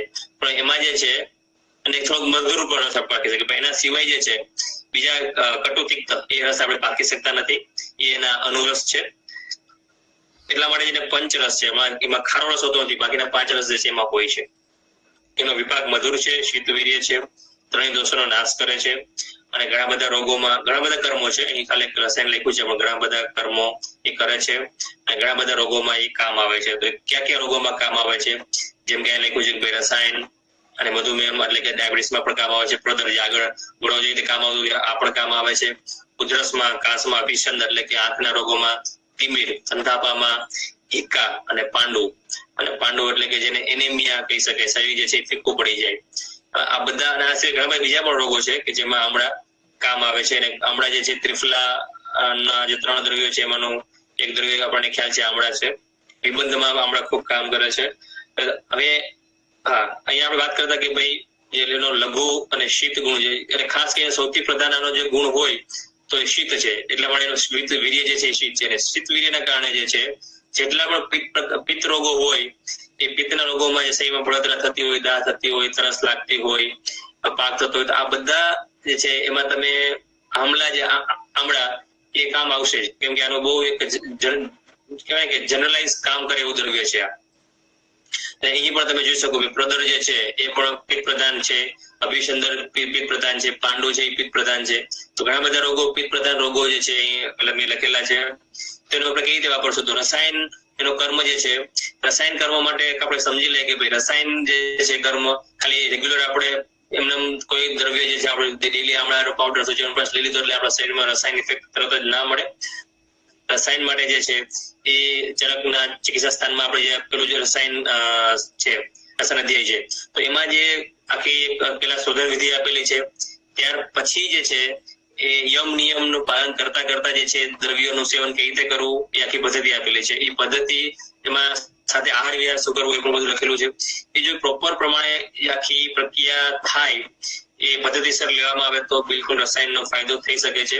બાકી રૂટીનમાં રસાયણ લેવાથી બિલકુલ આપણને ઇમ્યુનિટી વધશે થોડી ઘણી અને શરીરની ધાતુઓ પણ વધશે, એ થોડો ફાયદો થશે. તો પૂરેપૂરો ફાયદો માટે જે છે એ આખી પૂરી પદ્ધતિનું પાલન કરીએ તો વધારે સારો ફાયદો થાય. અને એમાં આમળાનો સરસ અને ચૂર્ણ પણ કીધેલું છે. રૂખા આમળા પણ ખાઈ શકાય. ત્યાર પછી જ્વરમાં જે છે એ આમળા ને સૂંઠ સાથે અને ઘીમાં એને એનું જે ભૂનીને તેનું ભોજન કરીને જે છે સાતરીને લઈ શકાય છે આમળા. પ્રદરમાં જે છે એ પણ આમળાનું ચૂર્ણ જે છે એ મધ સાકર સાથે એનું લેવાથી જે છે એ પ્રદર જે છે 2 પ્રકાર હોય છે. શ્વેત પ્રદર, સફેદ પાણી પડે એને શ્વેત પ્રદર કહેવાય. જ્યારે વધારે પડતું લોહી પડે એને રક્ત પ્રદર કહેવાય. તો આમળા જે છે એ રક્ત પ્રદરમાં વધારે કામ કરે છે. ઉધરસમાં પણ આમળા કામ કરે છે અને ઘી સાથે પકવીને આમળાનું ચૂર્ણ લેવાતું હોય છે. આમળા જે છે એ ખાસ કરીને ત્રિફલા તો ખ્યાલ છે, પણ ત્રિફલાનો જે મુખ્ય જે છે આમળા એ આંખના રોગો જે છે અભિસંધ એટલે આંખમાં જે ચીપડા વધારે થતા હોય અને આંખમાં ઇન્ફેક્શન લાગે ત્યારે આમળાનો જે છે એનું પત્ર અને ફળ એના સોરસ એ બંને અંજન માટે યુઝ થાય છે મધ સાથે. ત્રિફલા પણ આપણે ખ્યાલ છે, ત્રિફલાનો ઘી બનાવી અને આપણે જે છે એનું પુટપાક બનાવીને પણ આંખના રોગોમાં એ પુટપાક ક્રિયા કરી અને ચિકિત્સા કરી શકતા હોય છે. તિમિર એટલે કે અંધાપો એ પણ એમાં પણ જે છે આમળાનું રસાયણ સ્વરૂપમાં ઘી અને મધ સાથે યુઝ થાય છે. અને હિક્કા એટલે કે જે આપણને હેડકી વધારે પડતી ઘણી વખત આવતી હોય છે, તો એમાં જે છે એ આમળાને પીપર એટલે કે પીપલી અને મધ સાથે મિક્સ કરીને અપાતું હોય છે. આમળા જે છે એને જયારે આપણે મધુમેહમાં એટલે ડાયાબિટીસમાં આપવું હોય તો આમળા સાથે હળદર મિક્સ કરી અને મધ સાથે ચાટવાથી લેવાથી જે છે એમાં ફાયદો થતો હોય છે. પાંડુ એટલે કે એનેમિયા અથવા તો શરીર જે ફીક્કું પડી જાય એમાં જે છે આમળાના સ્વર જે છે શેરડીના રસ સાથે અથવા તો મધ સાથે બંને સાથે આપણે લઈ શકીએ છીએ. તો એ પાંડુ રોગમાં ફાયદો કરે છે. એના ઉપરાંત જે છે શીતપિત્ત એટલે કે શરીરમાં જે સીરસ થઈ જાય, ઉપરાંત મૂત્રકુંજ એટલે કે જે પેશાબમાં બળતરા થતી હોય, અને બીજા પિત્ત રોગોમાં પણ આમળા જે છે એ ખૂબ જ વપરાતા હોય છે અને ખૂબ જ સારું એનું પરિણામ મળતું હોય છે. આમળાને જે છે જે ડ્રાય કરતી વખતે ખાસ ઘણી વખત શું છે કે આપણે ઘણી વખત દ્રવ્યોનું વીર્ય જે છે એ આપણે જેમ બજારમાંથી જે દ્રવ્યો લેતા હોય ને એમાં એટલું એની પોટેન્સી એનું વીર્ય છે એમાં રહેતું હોતું નથી, કેમ કે એને પ્રોપર જે એગ્રીકલ્ચરલ ટેકનોલોજી અથવા તો જે એનું કલેક્શન અને એનું પ્રિઝર્વેશન કે સ્ટોરેજ પ્રોપર થવું જોઈએ એ ન થતું હોય. આપણા જે છે ખૂબ જ તડકામાં સુકવવાથી જે છે એનું ગુણ જે છે ઘણી વખત નાશ પામતો હોય, તો એને સુકવતી વખતે થોડુંક છાયા શુષ્કમાં સુકવે તો વધારે સારું. એના અલગ અલગ ટેકનોલોજી છે સુકવણી કેવી રીતે આમળાની કરવી, તો એ પ્રોપર રીતે જો એનું પ્રોપર રીતે જો તમે એની સુકવણી કરો તો એનો પાવડર જે છે એનો કલર જે છે એકદમ ગ્રીનિશ, એકદમ જે ફ્રૂટનો કલર હોય છે એવો જ પાવડરનો કલર થતો હોય છે. પરંતુ પ્રોપર સુકવણી ના થઈ હોય તો એમાં એનું જે વીર્ય જે છે એ ઓછું હોય છે, એટલે પ્રોપર ફાયદો થતો ન હોય. બાકી આ દ્રવ્ય ખૂબ જ પોટેન્શિયલ છે. ત્યાર પછી તુલસી જે છે એના વિશે આપણે બહુ બધાને ખ્યાલ જ છે ક્યાં રોગો વપરાય છે. બહુ ઝડપથી એ આપણે લઈ લઈએ તુલસી, કે ભાઈ એમાં લઘુ વૃક્ષ ગુણ છે, કટુ તિક્ત એનો રસ છે, કટુ વિપાક છે. તુલસી આપણને ખાવાથી જે છે એ થોડી તીખી અને કડવી લાગે છે. વીર્યનું ઉષ્ણ છે, દોષગ્નતા એ કફવાત સામક છે, અને મોટા ભાગે જે છે એ રેસ્પિરેટરી અને અપર રેસ્પિરેટરી એટલે કે શરદી, શ્વાસ, ઉધરસ, શ્વાસોચ્છ્વાસમાં વપરાય છે. બરાબર. આપણે જનરલી ઘરે જે છે સૌથી દરેકના આંગણમાં તુલસી હોય જ છે. બરાબર. અને આપણે જનરલી જે શરદી ઉધરસમાં સામાન્ય તુલસી ખાતા જ હોય છે, મધ સાથે ચાટતા હોય છે. એના ઉપરાંત શીતપિત્તમાં આ જે છે નવો પ્રયોગ છે કે ભાઈ એને સીરસ થતું હોય એમાં તુલસીનો રસ જે છે કાઢી અને જો સીરસ ઉપર લગાવવાથી પણ એ તો સીરસ બેસી જાય છે. જ્વરમાં તુલસી, આપણે તાવમાં તુલસી વાપરીએ છીએ, તુલસી જ્વરમાં જે વાપરીએ ત્યારે મરીના પાવડર સાથે તુલસીનો રસ મિક્સ કરવાથી જે છે સારો ફાયદો થાય. તુલસીનો રસ અને મરી જે આપણે ઘરમાં મરી હોય એ મરીના પાવડર મિક્સ કરીને વાપરવાથી જ્વરમાં ફાયદો થાય. ત્યાર પછી પૂતિકણ મેં લખ્યું છે. પૂતિકણ એટલે કે કાનમાંથી પરુ નીકળે, રસી નીકળે કાનમાંથી, તે ઓટાઇટિસ મીડિયા જેને મોડર્નમાં કહીએ.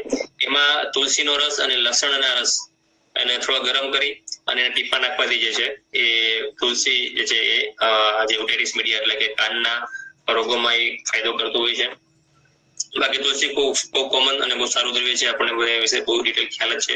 એ જ રીતે લીમડો એ આપણે રૂટીનમાં ઘણા રોગોમાં વાપરતા હોય છે, પણ એના જે ગુણાત્મક વિવેચન કરીએ તો એનામાં લઘુ ગુણ છે, એનું તિક્ત એટલે કે કડવો લાગે છે, કષાય પણ એનો અનુરસ છે, કટુ વિપાક છે, એનું શીતવીર્ય છે, કફપિત્ત રોગોમાં વધારે એનું શમન કરે છે, અને ઘણા બધા રોગોમાં વપરાય છે. તો ખાસ કરીને કુષ્ઠ રોગોમાં, સ્કિન ડિસીઝમાં લીમડો એ બેસ્ટ છે. અને એમાં લીમડામાં સલ્ફર પણ એટલું પ્રમાણમાં હોય છે, એટલા માટે મોડર્નમાં પણ પ્રૂવ છે કે ભાઈ લીમડો જે છે સ્કિન ડિસીઝમાં વપરાય છે, કેમ કે સલ્ફર જે છે ગંધક જેનું નામ છે, એ ગંધક જે છે લીમડામાં વધારે હોય છે. ગંધક જે છે એ સ્કિન માટે સૌથી સારું. ઉપરાંત વર્ણશોધન એટલે કે જે ઘા થઈ ગયો હોય ત્યાર પછી ન પાકે એના માટે લીમડાના પાણીથી એટલે લીમડાના રસથી જે છે એનું આપણે પાથથી પણ એનું શોધન એને આપણે સાફ કરી અને ત્યાં આપણે પાટાપટ્ટી કરી શકીએ છીએ. ઉદર એટલે કે જે રીતે શીતપિત્ત છે એવી રીતે ઉદર જે છે એ કફથી થતો, કફનું શીરસ જે છે ઉદર કહેવાય. શીરસ જે છે એ અલગ અલગ પ્રકારના હોય, એમાં કફનું જે શીરસ છે એ ઉદર છે. અને એ ઉદર જે છે એ એમાં લીમડો જે છે એના ઘી સાથે એના પાન ઘી સાથે મિક્સ કરીને લેવાના હોય છે. કૃમિમાં પણ લીમડો આપણે ખ્યાલ છે, લીમડાના પાન જે છે મધ સાથે કૃમિમાં આપી શકાય. બરાબર. જોન્ડિસમાં પણ લીમડો ફાયદો કરે છે. અને લીમડાનું દાંતણ તો ખ્યાલ જ છે.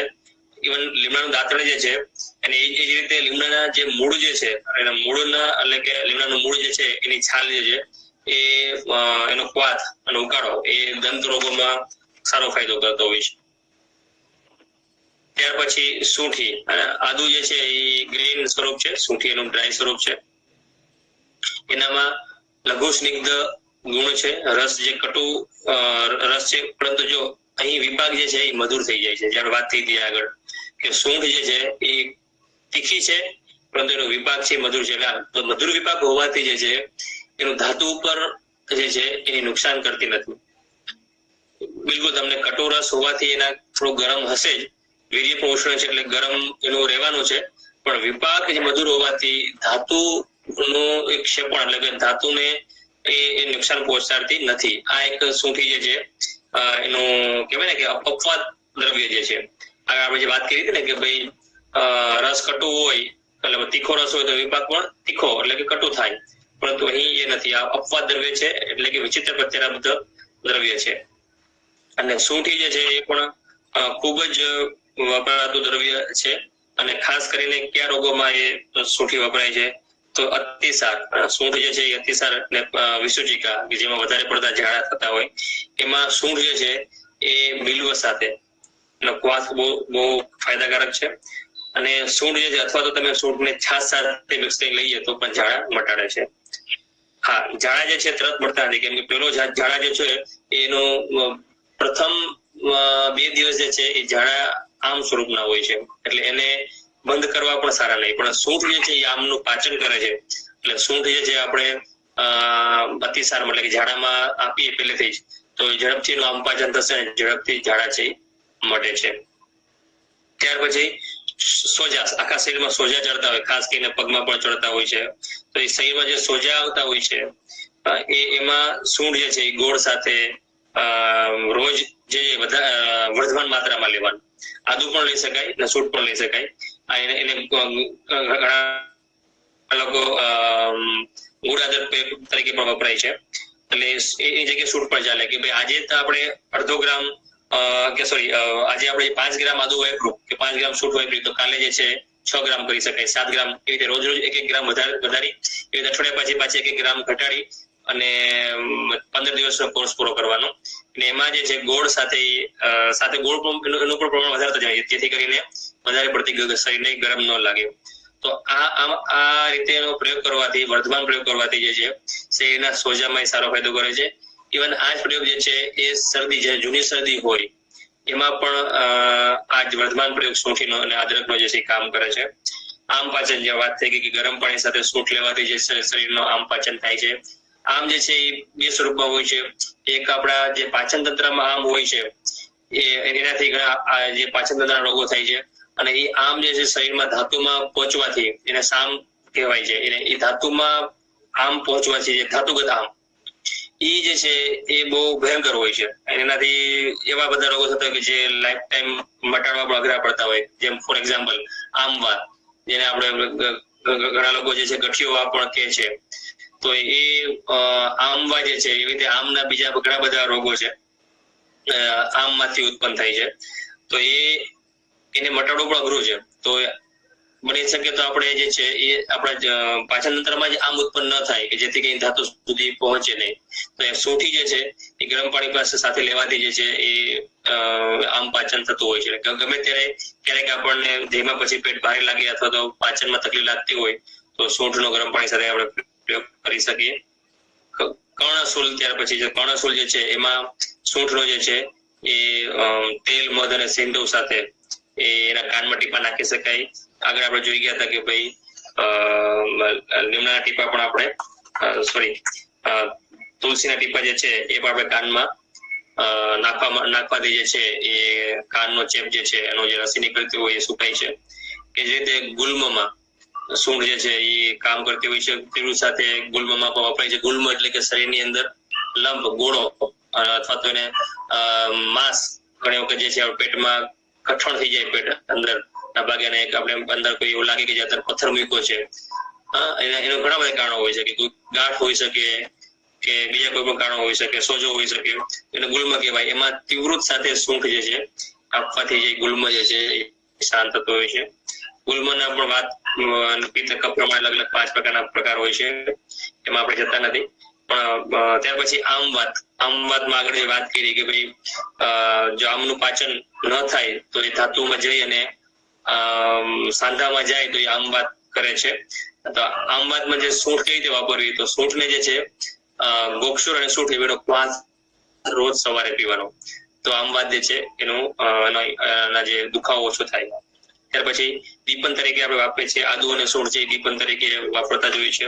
એટલે કે જેમાં પેલા જે છે એ આદુના કટકા સૈંધવ એટલે કે લવણ સાથે લેવાથી એ ભૂખ ઉગડે છે. એ જ રીતે સૂંઠ જે છે ગરમ પાણી સાથે પીવાથી એનાથી પણ ભૂખ ઉગડે છે. ત્યાર પછી આપણે મરી પણ બહુ કોમન દ્રવ્ય છે અને ત્રિકટુનું એક છે પાઠ છે અને એનામાં ગુણ જે છે લઘુ વૃક્ષ તીક્ષ્ણ ગુણ છે. રસ એમાં કટુ રસ, વિપાક કટુ, ઉષ્ણ વીર્ય ઉષ્ણ, જે આપણે વાત કરતા હતા ને કે ભાઈ જો કટુ રસ હોય તો વિપાક નું કટુ બને, વીર્ય પણ ઉષ્ણ બને. આ મરી જે છે એનું એક આદર્શ ઉદાહરણ છે કે એમાં તમે જુઓ તો બધા એક જ વર્ગીય ગુણો છે. લઘુ વૃક્ષ તીક્ષ્ણ કટુ ઉષ્ણ આ બધા એક વર્ગના ગુણો છે. એટલે જો કટુ રસ હોય તો એનામાં લઘુ વૃક્ષ ગુણ હોવાનો, એનો વિપાક કટુ બનવાનો, એનું વીર્ય ઉષ્ણ બનવાનું. આ એક જે કોમન અથવા નેચરલ જે સિદ્ધાંત કહેવાય સિદ્ધાંત અહીં ફોલો થાય છે મરીચના કિસ્સામાં. અને મરી જે છે એ ઘણા રોગોમાં વપરાય છે. એમાંથી કેટલાક રોગો આપણે જોઈએ કે ભાઈ કાશમાં એટલે કે ઉધરસમાં આપણે એક વાત વચ્ચે રહી ગઈ કે ભાઈ આ ગુણોથી જે છે કે જેનામાં ઉષ્ણ અને તીક્ષ્ણ હોવાથી જે છે એ શરદી, ઉધરસ, શ્વાસ, કૃમિ આ બધા મટાડે છે. શા માટે? કેમ કે એ આ બધા કફ વર્ગીય રોગો છે અને કફ જે છે એનામાં કટુ અને ઉષ્ણ વીર્ય સૌથી સારામાં સારું કામ કરે. તો આ રીતે રોગોમાં એ કામ કરે છે. કાશ જે છે એમાં એટલે ઉધરસમાં જો આપણે મરી આપવું હોય તો મરીના પાવડર સાથે એને ઘી, મધ અને સાકર સાથે ચાટવાનું તો ઉધરસ બેસે છે. પીનસ એટલે કે જૂની શરદી, સળેખમ, જૂની શરદી હોય લાંબા સમયની એલર્જીના કારણે તો એમાં મરીનો પાવડર છે ગોળ સાથે રેગ્યુલર લેવાથી ફાયદો થાય. ઉપરાંત શ્વાસ અને કૃમિમાં અને મરીનો પાવડર છે એ ગરમ પાણી સાથે પીવાથી કે મધ સાથે પીવાથી ફાયદો થાય છે. મરી જે છે એ બહુ લાંબા સમય માટે લેવા હિતાવ નથી. બહુ લાંબા સમય સુધી નહીં લેવાના. એ કન્ટિન્યુ હું 3 મહિના કે 6 મહિના સુધી મરી રોજ જે છે એ 3 થી 6 ગ્રામ માત્રામાં ખાઈએ તો એ સારું નથી. કેમ કે મરી જે છે એ શરીરની અંદર ઉષ્ણ તો છે જ, પ્લસ જે છે લાંબા ગાળે અવૃષ્ય એટલે કે ભાઈ ધાતુ અને ખાસ કરીને જે છે એ જેને પૌરુષત્વ કહીએ શુક્ર ધાતુ એના ઉપર નુકસાન કરે છે. એટલા માટે બહુ સારું નહીં. મરીનું મરીચાદી તેલ પણ બને છે. મરીચાદી તેલ જે છે એ કુષ્ઠ રોગોમાં એટલે કે જે એક્ઝિમા હોય છે એમાં ઇવન સોરિયાસિસમાં પણ સારું કામ આપે છે. બીજો એક પ્રિન્સિપલ અહીંયા ડિસ્કસ કરીએ કે ભાઈ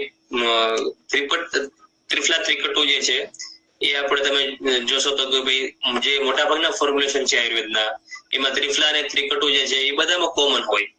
તમે કોઈ પણ મોટા ફોર્મ્યુલેશન લઈ લ્યો, ભાઈ ચ્યવનપ્રાશ લઈ લ્યો અને હૃદય ખંડપાક લઈ લ્યો, કોઈ ત્રિફલા ત્રિકટુ દરેક જગ્યાએ છે. શા માટે ત્રિફલા ત્રિકટુ જે છે એ દરેક જગ્યાએ વાપરા છે આચાર્યોએ? તો એ ત્રિફલા ત્રિકટુ જે છે એ પોતાની ઇફેક્ટ તો છે જ, એમાં જે દ્રવ્યો રહેલા છે પોતાની ઇફેક્ટ તો છે જ, પ્લસ એ જે એમાં ઉપરાતા મિશ્રિત થતા બીજા દ્રવ્યોના જે ગુણો જે છે એને પણ આ ત્રિફલા ત્રિકટુના જે દ્રવ્યો જે છે એને વધારે છે. એટલે કે મરી જે છે ખાસ કરીને ત્રિકટુ એમાં પણ ત્રિકટુમાં પીપલી, મરી અને સૂંઠી. તો મરી અને પીપલીમાં આપણે ખ્યાલ હોય તો પાઇપર એનો જે જીનસ છે અને એના કારણે પાઇપરીન જે છે એનું મેઇન બાયોએક્ટિવ એનું ફાઇટોકન્સ્ટિટ્યુઅન્ટ છે અને એ પાઇપરીન જે છે એ બાયો અવેબિલિટી વધારે છે. બાયોએબિલિટી વધારે છે મતલબ કે શરીરની અંદર જે છે એ જે વીર્ય અથવા તો જે બીજા દ્રવ્યોના ગુણો જે છે એ સારી રીતે કેમ કામ આપે એ મરી કામ કરે છે. એટલે મરી સાથે તમે મરી જે છે બીજા દ્રવ્યો સાથે લો તો બીજા દ્રવ્યોના ગુણો જે છે એ વધી જાય છે એ જે પીપળી સાથે એટલે ત્રિકટુ સાથે. તો એની પાછળનું મતલબ મોડર્ન સાયન્સમાં પણ આજના તારીખે પણ એ વિજ્ઞાને પ્રૂવ કર્યું છે કે ભાઈ મરી, પીપળી અને એટલે કે ત્રિકટુ જો તમે બીજા કોઈ સાથે લો તો એનું કર્મ વધી જાય છે. એને કહેવાય બાયો અવેબિલિટી એનહેન્સર અને એનું થવાનું કારણ પાઇપરીન. એનામાં પાઇપરીન જે દ્રવ્ય જે છે એ વધારે છે. તો એ પણ બહુ ખાસ કરીને મજાની વાત છે કે મરી જે છે બીજા દ્રવ્યો સાથે મિક્સ થતા એ યોગવાહી કર્મ આપે છે. શાસ્ત્રોમાં એના માટે બહુ સરસ ટર્મ છે યોગવાહી. યોગવાહી પણ એક બાયોએબિલિટી જેવું જ નું કામ છે. ત્યાર પછી ગઠોડા એટલે કે પીપલી મૂળ. તો પીપલી મૂળ જે છે એ લઘુ વૃક્ષ કટુ ઉષ્ણ દ્રવ્ય છે. મરી જેટલું તીક્ષ્ણ નથી પરંતુ ગઠોડા જે છે એ પણ ઉષ્ણ વર્ગીય દ્રવ્ય છે, અને જે રીતે આપણે મરીના જે રોગોમાં કામ આવે છે એ પીપલી મૂળ પણ એ જ પ્રકારના રોગોમાં કામ આવે છે. એ ઉપરાંત મેં કેટલાક બીજા રોગો પણ લખ્યા છે કે સ્તન્ય વર્ધન સ્તન્યની વૃદ્ધિ, કે જે ઓછું સ્તન્ય આવતું જે માતાને, એને પીપલી મૂળ આપવાથી જે સ્તન્ય વધે છે. અનિદ્રા, ઊંઘ ન આવતી હોય તો પીપલી મૂળ જે છે એને અસંગતા સાથે પીપલી મૂળ અથવા તો પીપલી મૂળ જે છે એને ગોળ સાથે આપવાથી જે સારી ઊંઘ આવતી હોય છે. કૃમિ જે છે એ કૃમિ જે છે પીપલી મૂળ સાથે બકરીના મૂત્ર સાથે પીવાનું કીધું છે, કે કૃમિ જે છે ક્રમિયા હોય તો પીપલી મૂળ ને બકરીના મૂત્ર અવેલેબલ ના હોય તો ગાયના મૂત્ર સાથે પણ લઈ શકાય, વાંધો નથી આવતો. અર્શમાં પીપલી મૂળ જે છે એ સારું કામ કરે છે, અને છાશ સાથે અર્શમાં આપવું હોય તો છાશ સાથે તમે 1 મહિના સુધી રેગ્યુલર આપો, અર્શ એના બેસશે. આના પ્રશ્ન કીધું છે કે ભાઈ આના જે છે એટલે કે શરીરમાં આફરો ચડતો હોય તેમાં પીપલી મૂળ જે છે એ રેગ્યુલર આપણે આપી શકીએ. એના ઉપરાંત ઉધરસ શ્વાસમાં આપણે પીપલી અને પીપલી મૂળ જે છે એ બંને અલગ દ્રવ્યો છે, એટલે અહીં જે ગંઠોડા એટલે પીપલી મૂળની વાત થાય છે, અને પીપલી જે છે એનું ફ્રૂટ છે, પાઇપરલોંગમ નું ફ્રૂટ જે છે એ પીપલી કહેવાય છે, અને મૂળ જે છે એને ગંઠોડા કહીએ. તો એનો જે ફ્રૂટ પીપલી જે છે એ પણ વર્ધમાન પીપલી એના ઉધરસ શ્વાસ અને ઘણા બધા રોગોમાં એ પણ કામમાં આવતું હોય છે, રસાયણ કર્મ પણ છે એનું. તો પીપલી મૂળ જે છે એના કર્મો પીપલી મૂળ અને મરીચના ઘણા બધા સરખા પણ કર્મો છે, એટલે ઘણી વખત એક દ્રવ્ય ન મળે તો બીજું લેવાતું હોય છે. પીપલી ન મળે તો પીપલી મૂળ લઈ લેવાનું, ન મળે તો મરી લઈ લો, આ બધા એકબીજામાં વપરાતા હોય છે. પરંતુ એ પણ રોગ જોઈને અને વ્યક્તિ જોઈને વાપરવામાં આવતું હોય છે. ત્યાર પછી હરિદ્રાના ગુણ જે છે લઘુ વૃક્ષ છે, તિક્ત કટુ એના રસ છે, વિપાક કટુ છે, વીર્ય ઉષ્ણ છે, કફવાત ઉપર એની સામક અસર છે. તો હરિદ્રા જે છે એ જે વાત કરી કે ભાઈ તિક્ત અને ઉષ્ણ વીર્ય છે, કે તિક્ત રસ એનો છે તો એ પ્રમેયમાં કામ કરશે. તો પ્રમેય આપણે વાત થઈ કે ભાઈ આમળા અને હળદર એ ડાયાબિટીસ માટે ખૂબ જ સારું છે. પછી કુષ્ઠ રોગમાં હળદર જે છે એ બધાને ખ્યાલ જ છે, આપણે ઘણા બધા ચામડીના રોગોમાં જે છે એ હરિદ્રા વપરાય છે. અને શીતપિત્ત, હળદર જે છે એ પીવાથી જેને સીરસ થતું હોય છે એને રોજ સવાર સાંજે 1 ચમચી હળદર પી લે તો એ સીરસ છે આરામથી કંટ્રોલમાં આવી જાય છે. અને સીરસ જે હળદર એટલી બધી વીર્ય ગરમ છે, પણ જે બીજા પ્યોર ઉષ્ણ કહેવાય એટલી બધી હળદર છે ગરમ હોતી નથી. એટલે તમે હળદરને જે થોડો લાંબા સમય સુધી પીવી હોય શીતપિત્તમાં એમાં, અથવા તો ઇવન શરદીમાં પણ, જેને એલર્જીની શરદી હોય એમાં પણ તમે હળદર લાંબા સમય સુધી લઈ શકો છો.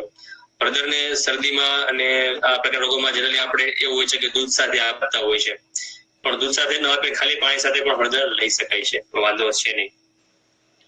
વિષ એટલે કે ભાઈ સર્પ વિષમાં પણ ભાઈ કીધું છે હરિદ્રા જે છે લેપ કરવો, જો સાપ પીડી ગયો હોય તો એ જગ્યાએ એનો લેપ કરવાથી એનો ઝેરની અસર ઓછી થાય છે, એવું પણ શાસ્ત્રનું કહેવું છે. તો આ જે છે હરિદ્રાના ઇવન સૌંદર્ય વર્ધક હરિદ્રા ખ્યાલ છે એનો લેપ કરતા હોય છે. આમાં એટલે કે જે ખસ શરીર ઉપર ખસ થતી હોય છે રોગ, એમાં જે છે ગૌમૂત્ર સાથે હરિદ્રાને લેપ કરવાથી જે છે એ મટે છે. ત્યાર પછી સરગવો શીઘ્રો, એ લઘુ વૃક્ષ તીક્ષ્ણ એનામાં ગુણ છે. કટુ તિક્ત એનો રસ છે, કટુ વિપાક છે, ઉષ્ણ વીર્ય છે, અને કફવાત સામક છે. અને હિક્કા, અસ્મરી, અપક્વ વિદ્રતિ, નેત્રશૂલ, શ્વાસ, પ્લીહા, શિરશૂલ, અતિનિદ્રા માં એ કામ આવે છે.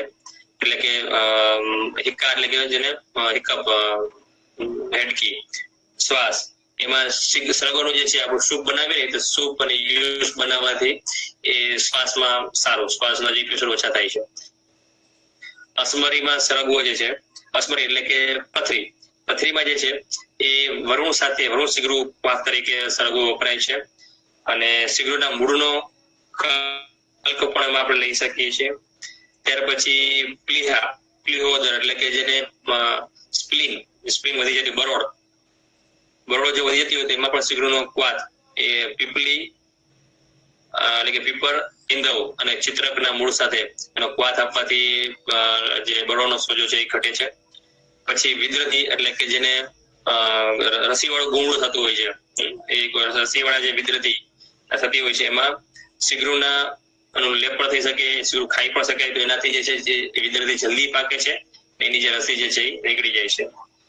માથાનો દુખાવો હોય શિરસ્તુલ, એમાં પણ આ જે સોપાન એટલે શીગરૂ નો ગુળ સાથે મિક્સ કરી અને એનો શીગરૂ પત્રનો રસ અને ગુળ મિક્સ કરીને લસ્સી આપવામાં આવે છે. અને અતિ નિંદ્રા, જો વધારે નિંદ્રા આવતી હોય તો શીગરૂના બીજ છે એને નાગ કેસર સાથે એના કલ્પ સાથે મિક્સ કરી અને અતિ નિંદ્રામાં આપે તો ઊંઘ વધારે આવતી હોય તો પણ ઓછી થાય. તો આ સરગવાના યુઝ છે. ત્યાર પછી ગુગળ ખૂબ જ પ્રચલિત દ્રવ્ય છે, અને લગભગ આ એક પ્રકારનું યોગવાહી દ્રવ્ય છે કે ભાઈ બાઇન્ડર તરીકે વપરાય છે, ઉપરાંત બીજા દ્રવ્યોના ગુણોને વધારવા માટે પણ જે છે એ એડ કરવામાં આવે છે.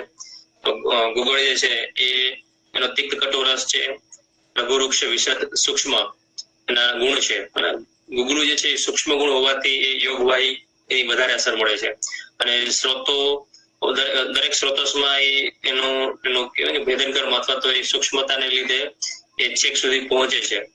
એટલા માટે ગુગળું જે છે એ ઘણી વખત સૂક્ષ્મ ગુણને કારણે જે છે એ ઘણા બધા ફોર્મ્યુલેશનમાં યુઝ થતું હોય છે. એનું ઉષ્ણવીર્ય છે, વિપાક કટુ છે અને ત્રિદોષર. ગુગળુમાં બે પ્રકાર છે, નવીન ગુગળું અને પુરાણ ગુગળું. નવીન ગુગળું જે છે એના કરતા ઉલટું છે, એ રસાયણ કર્મ કરે છે, એ સ્નિગ્ધ છે, ગુરુ છે. જયારે પુરાણ ગુગળું જે છે એ તિક્ત કટુ લઘુ અને ઉષ્ણ છે.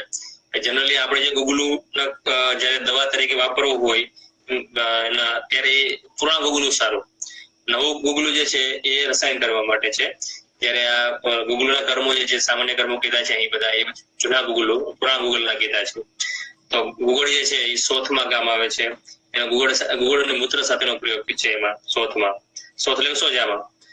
પછી કાનમાં દુર્ગંધતા આવતી હોય અથવા રસી થઈ હોય તો એમાં ગુગળનું ધૂપન, ગુગળનું ધૂપન કરવાથી ફાયદો થાય. ઉધરસી એટલે કે સાયટિકામાં જે છે ગુગળ અને રાસના ની ગોળી બનાવીને પીવાની, રાસના ક્વાથ સાથે લઈ શકાય. કોસ્ટોક્સિસ એટલે કે જે ભીષણમાં ઘણી વખત જે છે આર્થરાઇટિસ હોય અથવા તો બીજા કોઈ કારણ છે જે સ્નાયુના કારણે એકદમ સોજી જાય, એવું લાગે જાણે શિયાળનું મોઢું જેમ છે મોટું થઈ જાય એવી રીતે સોજી જાય ભીષણ, તો એવા સ્થિતિમાં જે છે એ ગુળુચી ત્રિફલા ક્વાથ સાથે ગુગળ નો પીવામાં આવે છે. લોકલ એપ્લિકેશન પણ થતું હોય છે, પણ ઇન્ટરનલ એપ્લિકેશન માટે જે છે એ ગુળુચી અને ત્રિફલા ક્વાથ સાથે કીધું છે. અને વ્યાત વ્યાધિમાં તો ખબર છે આપણે કોઈ પણ ગુગળું લઈ લો, યોગરાજ ગુગળ લો કે કેશર ગુગળ લો, આભા ગુગળ લો, બધામાં ગુગળ આવતું જ હોય છે. મિત્ર સાહેબ આપણે અહીંયા રોકશું કે હજી થોડા ઘણા દ્રવ્ય બાકી છે, પણ જો સમય થઈ ગયો હોય તો આપણે અહીં સ્ટોપ કરી શકીએ. હા લઈ લે, ઓકે સમય છે વાંધો. હા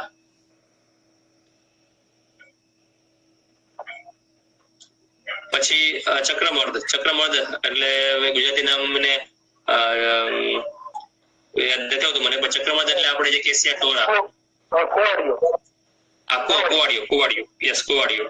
તો એ ચક્રમર્દના બીજ એના સ્કિન ડિસીઝમાં વપરાય છે.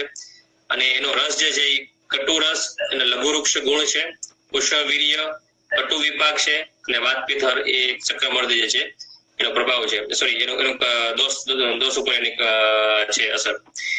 ચક્રમર્દ જે છે એ ખાસ કરીને એનું પર્યાય પણ છે દદ્રુગ્ન, એટલે દદ્રુ એટલે કે જે આપણે દાદરના અત્યારે તમને ખ્યાલ હોય તો ખૂબ જ આપણને મળતા હોય છે પેશન્ટ. અને ખાસ કરીને જયારે ગરમી વધારે હોય, ભેજવાળું વાતાવરણ વધારે હોય, બફારો વધારે હોય, ત્યારે આ એક પ્રકારના ફૂગ થી થતો રોગ છે દાદરે.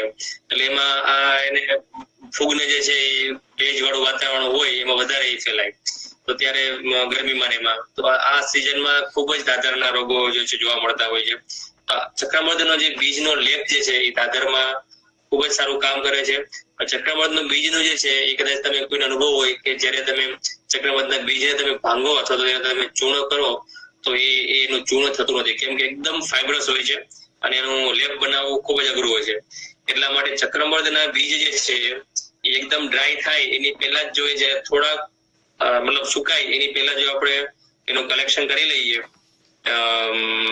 અર્ધપક્વ અવસ્થામાં, અને ત્યાર પછી એને પીસી અને જો એક દદ્રુગની વટી કરીને સુશ્રુતનો એક રેફરન્સ છે, જો એ આપણે એ પ્રમાણે દૂધની વટી એડવાન્સમાં બનાવી લઈએ તો ચક્રમર્દ જે છે એનું સારું રિઝલ્ટ મળતું હોય છે.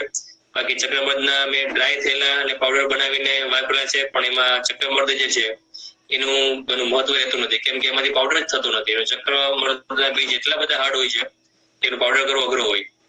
તો આ પ્રયોગ કરેલો છે કે ભાઈ ચક્રમર્દ જે છે એને એના જે સીડ જે છે બીજ એ પાકે એની પહેલા જ એનું કલેક્શન કરી લેવાનું અને એને વાટી અને એનું વટી એટલે કે દૂધની વટી બનાવી લેવાની.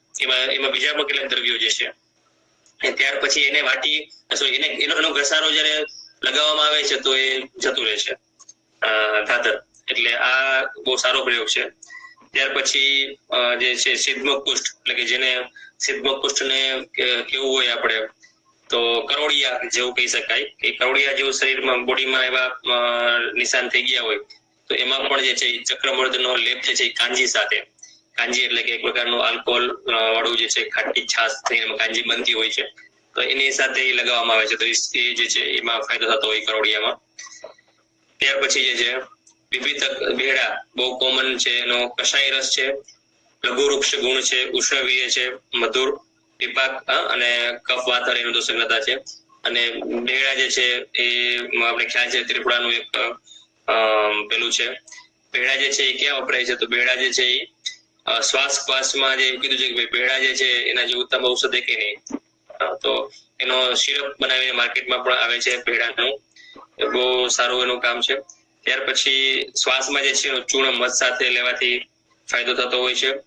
વિભિતક જે છે એ કફ પ્રધાન જેટલા રોગો છે એવું કે છે કે કફ પ્રધાન રોગોમાં વિભિતકનું કામ બહુ સારું છે એટલે આપણે એમ આપી શકાય. પછી હૃદય રોગમાં પણ જે છે એમાં પણ એવું કીધું છે કે અશ્વગંધા સાથે વિભિતકી જે છે એ ગરમ પાણી અને ગોળ સાથે લેવાથી હૃદય રોગમાં આપી શકાય. હવે હૃદય રોગ જે છે એનું શાસ્ત્રોમાં બહુ ટૂંકું વર્ણન છે હૃદય રોગનું. હૃદય રોગમાં જે આપણે ડાયરેક્ટલી એને હાર્ટ એટેક સાથે જો સખાવતા હોય તો અહીં એવા પ્રયોગોનું સલાહ નથી આપતો, અથવા તો કોઈ એવા મેજર હાર્ટ ડિસીઝ, કેમ કે હૃદય રોગને જે આપણે સમજવામાં ઘણું શાસ્ત્રોક્ત રીતે સમજવું જે છે એ ઘણું બધું કામ માગી લે છે, કેમ કે હૃદય રોગનું વર્ણન શાસ્ત્રમાં બહુ ઓછું છે અને હાલની તારીખે જે હૃદય રોગ જે જોઈએ છે એ ખૂબ જ મોટા રોગ તરીકે છે એટલે શાસ્ત્રમાં એટલું એનું વર્ણન નથી, તો એનું થોડુંક આપણે વધારે મંથન માગી લે છે.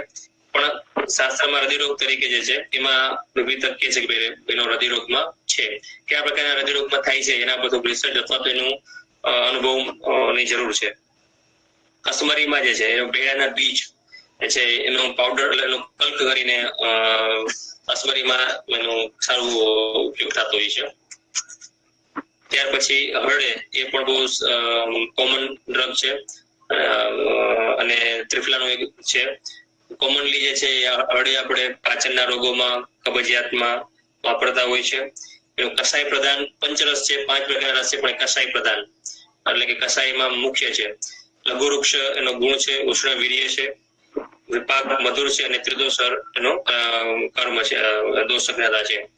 અને હરડે જે છે એ જે વાત કરી એમ કે ભાઈ કબજિયાત છે કે એમાં વપરાય છે, ઉપરાંત ઉદર રોગ એટલે કે એસાઇટિસ, પાણીમાં પેટમાં પાણી ભરાતું હોય તો જેને આપણે ખાસ કરીને કમળામાં અથવા તો લીવર ના સોજામાં લીવર ફેલ થઈ જાય ત્યાર પછી જે છે પેટમાં પાણી થઈ ભરાતું ઉદર રોગ એસાઇટિસ, એમાં જે છે રેગ્યુલર વિરેચન શાસ્ત્રોએ કીધું છે. તો રેગ્યુલર વિરેચન માટે જે છે હળદીનું આપણે ત્યાં વાપરી શકીએ કે અનુલોમન કર્મ ત્યાં થાય.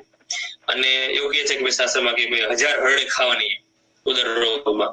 1000 હરડે કહેવાનો મતલબ કે ભાઈ 1000 દિવસ સુધી એને તમારે રેગ્યુલર રાખવી પડે, લાંબા સમય સુધી એનો પ્રયોગ રાખવી પડે, કેમ કે એસાઇટિસ જે છે એ ઘડીકમાં મળતો નથી. લીવર ડેમેજ થયા પછી એનું પાછું રિકવરી પોસિબલ હોતી નથી ઘણી વખત, તો એ તમારે આ કામ ચલાવ તરીકે જે છે આ રીતે અનુલોમન કર્મ કરી વિરેચન કરાવી અને જે છે એ ઉદર રોગને કંટ્રોલમાં રાખવો પડતો હોય છે. ત્યાર પછી પક્વાતિસાર, આમ હરિતકી જે છે એ વિરેચન કરાવે છે, પણ જયારે અતિસાર જયારે આમ સ્ટેજ પૂરો થાય અને પક્વા સ્ટેજમાં આવે છે ત્યારે હરિતકી જે છે ગરમ પાણી સાથે આપવાથી એ આમ પાચનનું કામ કરે છે, ત્યાં પણ એટલે આપી શકાય. કફજ પાંડુમાં ત્યાં ગૌમૂત્ર હરિતકીનું વર્ણન છે. ગૌમૂત્ર હરિતકી પણ ઘણા લોકોએ સાંભળ્યું હશે. ગૌમૂત્ર હરિતકીનો પ્રયોગ જે છે એ કફજ પાંડુમાં એ સારું કામ કરે છે. ગુલ્મમાં પણ ગોળ સાથે હળે કામ કરે છે. એટલે આ પ્રકાર જે છે કસાય રસ હોવાથી જે છે એ જનરલી કસાય રસ હોવાથી જનરલી શું છે કે ભાઈ દ્રવ્યો જે છે એ બધા કસાય રસના કારણે સ્તંભન કર્મ કરે છે. તમે ખ્યાલ હશે બધા કે ભાઈ કસાય રસ હોય તો ભાઈ એ સ્તંભન કર્મ કરે, કેમ કે કસાય રસ જે છે એ વાયુ વધે એટલે સ્તંભન કર્મ થાય. પણ હરિતકી અહીં અપવાદ છે. અહીં કસાય રસ હોવા છતાં પણ હરિતકી જે છે અનુલોમન કર્મ કરે છે, એનો પ્રભાવ છે. એટલે હરિતકીનું અનુલોમન કર્મ જે છે એ હરિતકીનો પ્રભાવ છે. આપણે આગળ વાત થઈ કે પ્રભાવ જે છે એ કોને પ્રભાવ કહેવાય કે ભાઈ હરિતકી એટલે કોઈ પણ દ્રવ્યમાં કોઈ એવો અનનોન ગુણ હોય કે જે આપણે જાણી શકતા નથી, જેને સમજી શકતા નથી, અને એના લીધે કોઈ નવું કર્મ થાય કે જે તમે જે ધાર્યું હોય એના કરતા ઉલટું કર્મ થાય, તો એ પ્રભાવજન્ય કહેવાય. હરિતકીનું કસાય રસ હોવાથી આપણે સ્તંભન કર્મ ધારી લેવું હોય અથવા તો એનું આપણે અપેક્ષિત હોય ને એ તો ઉલટાનું વિવેચન કે અનુલોમન કર્મ છે. તો એ અહીં વિપરીત કર્મ થયું. એનો મતલબ એમ કે હરડેમાં કોઈ એવું ગુણ છે અંદર કે જે આપણે સમજી શક્યા, તો એ ગુણ જે છે હરિતકીનો એ પ્રભાવ કહેવાય છે. ત્યાર પછી બિલ્લા જે છે એ પણ ખૂબ જ સારું દ્રવ્ય છે. એનું પિત્ત કસાય રસ છે, ગુણ લઘુવૃક્ષ, વીર્ય ઉષ્ણ, વિપાક કટુ છે. બિલ્વ જે છે એ તિક્ત કસાય રસ તો બિલ્વ જે છે ગ્રાહી અને સ્તંભન છે. વીર્ય ઉષ્ણ હોવાથી એ શીતગ્રાહી નથી પરંતુ ઉષ્ણગ્રાહી છે, એટલે કે એ દ્રવ્યનું પાચન કરે છે અને એનું ગ્રહણ કરે છે. એટલે બિલ્વ જે છે એ કદાચ તમને કોઈને અનુભવ હોય કે નહીં, બિલ્વ જે છે એ ગ્રહણી માટે સૌથી બેસ્ટ દ્રવ છે. ચિત્રક જે રીતે ગ્રહણી માટે બિલ્વ પણ એટલું સારું છે. બિલ્વ અર્શમાં પણ ખૂબ જ સારું છે. અને બિલ્વ જે છે ખાસ કરીને બિલ્વ વાપરવામાં ધ્યાન રાખવાનું. બિલ્વ જે છે એ કાચા બિલ્લા લેવાના અથવા તો હિરકચા લેવાના. એકદમ પાકા બિલ્વા લેવાથી જે છે માત્ર એની અસર જે છે એ પાચન, ઘણી વખત પાચન નથી, ખાટો રસ હોવાથી પાચન થાય, ઘણી વખત એનું પાચન પણ થતું નથી, એટલે દુર્જળ પણ કીધું છે. પણ બિલ્વ જે છે એનું જો તમે ઔષધ તરીકે લેવું હોય તો હિરકચા અથવા તો અપક્વ ફ્રૂટ લેવાના. પાકેલા ફ્રૂટ જે છે એ એનું સ્તંભન કર્મ નથી, એનું ઉલટાનું કર્મ ઉલટું થઈ જાય છે, અનુલોમન થઈ જાય છે. તો ગ્રહણીમાં જે છે બિલ્વ અને સૂંઠ સાથે લઈ શકાય. માર્કેટમાં બિલાજીલ કરીને સાંડુનું કે કંપનીનું જે ખૂબ જ સારું પ્રોડક્ટ છે બિલાજીલ, એને જયારે અલ્સરેટિવ કોલાઇટિસમાં અમે ખૂબ જ ઘણા બધા દર્દીઓને અલ્સરેટિવ કોલાઇટિસમાં જે છે આ બિલાજીલનો પ્રયોગ કરેલો છે. ઉપરાંત જે લોકો શક્ય હોય એને કાચા બિલા, જેને બિલ્વ અવેલેબલ હોય આજુબાજુ, એને કાચા બિલાનો કઈ સૂકવી એનો પાવડર કરીને પણ લેવાનું કીધેલું છે. અને એમાં ખૂબ જ સારું પરિણામ થાય છે. અલ્સરેટિવ કોલાઇટિસ તમે સાંભળ્યું તો કદાચ. ને એમાં જે છે લાંબા સમય સુધીમાં ઝાડા અને મળ માટે લોહી પડતું હોય છે અને વજન ઘટતું હોય છે, પાચનની તકલીફો હોય છે. તો આ બધા પ્રકારના રોગોમાં જે છે એ બિલ્વ છે એ કામ આવે છે. ઉલટીમાં પણ બિલ્વ જે છે એનો ક્વાથ મધ સાથે લઈ શકાય છે. ત્યાર પછી કુટજ જે છે એ કસાય અને તિક્તરસ, લઘુ વૃક્ષ ગુણ, શીતવીર્ય, કટુ વિપાક અને કફ પિત્તની દોષગ્રતા છે. અને કુટજ જે છે એ પણ આપણે ખ્યાલ છે કે ભાઈ એ પણ કસાય હોવાથી એનો પણ સ્તંભન છે, અતિસારમાં યુઝ થાય છે. કુટજ અને બિલ્વમાં ફેરે છે કે ભાઈ કુટજ જે છે એ સ્તંભન કર્મ કરે છે, એનું દીપન કર્મ હોતું નથી. એટલે કે જયારે દીપન કર્મનો મતલબ કે ભાઈ પેલા જે છે એ પ્રોપરલી પાચન કરે અને ત્યાર પછી જે છે એ મળનો સંગ્રહ કરે, તો એને જે છે એને ગ્રાહી કહેવાય છે. અને જયારે પાચન કર્યા વગર સીધું સ્તંભન કરે એટલે કે મળને રોકે, તો એ જે છે એને પ્યોર સ્તંભન અથવા શીત સ્તંભન કહે છે. તો એ કુટજ જે છે એ કસાય રસ જે છે એ સ્તંભન છે, કેમ કે એનું વીર્ય શીત છે. એટલે જયારે કસાય અને શીત, કસાય રસ અને શીત વીર્ય આ બે ભેગા થાય તો સ્તંભન દ્રવ્ય બને છે. જયારે કસાય અને ઉષ્ણ વીર્ય ભેગા થાય તો એ ગ્રાહી દ્રવ્ય બને છે. એટલે કે એમાં ઉષ્ણ વીર્યને કારણે એ પાચન કરી અને પછી મળને રોકે છે. એટલે કુટજ અને બિલ્વ જે છે બંને જે છે સ્તંભન અથવા બંને જે છે અતિસારમાં વપરાય છે, પરંતુ અતિસારના અલગ અલગ સ્ટેજ ઉપર વપરાય છે. બિલ્વ જે છે તમે આમાં અતિસારમાં આપી શકો, જેમ કે સૂળ આપી શકીએ છીએ એ રીતે. જ્યારે કુટજ જે છે એ સીધે સીધું પહેલા દિવસે અતિસાર અથવા તો ગ્રહણી થાય ત્યારે પહેલા દિવસે કુટજ ના અપાય, એક બે દિવસ પહેલા જે છે બિલ્વ અને સૂંઠી અપાય, ત્યાર પછી કુટજ જરૂર પડે તો આપી શકાય, કેમ કે એનું સ્તંભન કર્મ છે. પણ હા, રક્તાર્શ એટલે કે જે હરસમાં લોહી પડતું હોય તો ત્યાં કુટજ નું જે છે ખૂબ જ સારું કામ છે. અને ત્યાં હરડે પણ સારું કામ કરે છે. લોહી પડતું હોય ત્યારે તો કુટજ ત્યાં આપી શકાય લોહીને રોકવા માટે. કુષ્ઠમાં પણ એટલે કે સ્કિનના રોગોમાં પણ કુટજ વાપરવામાં આવે છે. એમાં કુટજના બીજ એટલે જેને ઇન્દ્રિયો કહે છે એના પાવડરનો લેપ લગાવાય છે. રક્તપિત્તમાં પણ આનો કુટજનો કલ્પ જે છે વપરાય છે ઘી સાથે. આરગવદ બહુ કોમન ડ્રગ છે. મધુરસ, ગુરુ સ્નિગ્ધ, ગુણ, શીત, વીર્ય અને વિપાક મધુર.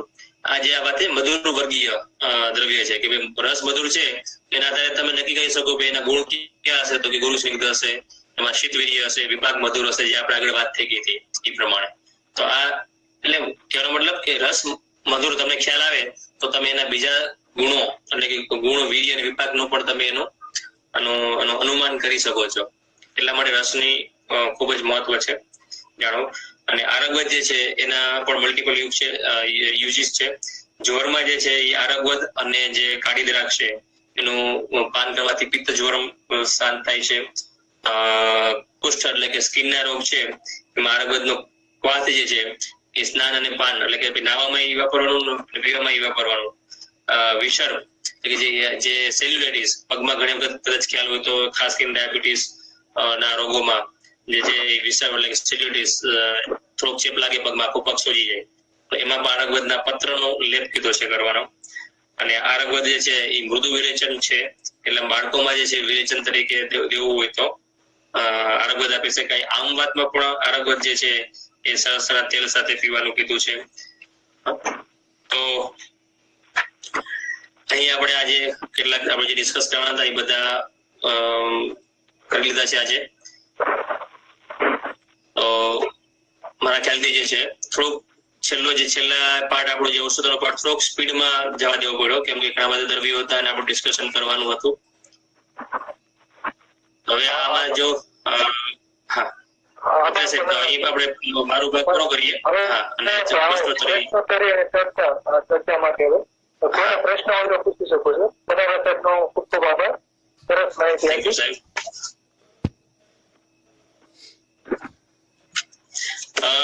ખાસ કરીને કદાચ જે છે જે લોકો આયુર્વેદના સિદ્ધાંતો અથવા તો દ્રવ્યગુણના જે પાયાની આ વસ્તુઓ જે છે એની સાથે ટચમાં ના હોય એને કદાચ બની શકે કે આ થોડુંક અઘરું લાગ્યું હોય અથવા તો સમજવામાં પહેલી જ વખતમાં એક જ કલાકમાં આ બધી વસ્તુ એક સાથે પચાવી લેવી એ જો નવા વ્યક્તિઓ માટે જે છે અથવા તો જે આયુર્વેદ શાસ્ત્ર સાથે જોડાયેલા નથી અને બીજા ફિલ્ડમાંથી આવે છે, એગ્રીકલ્ચર છે કે એના માટે થોડુંક અઘરું બની શકે કે અઘરું લાગ્યું હોય.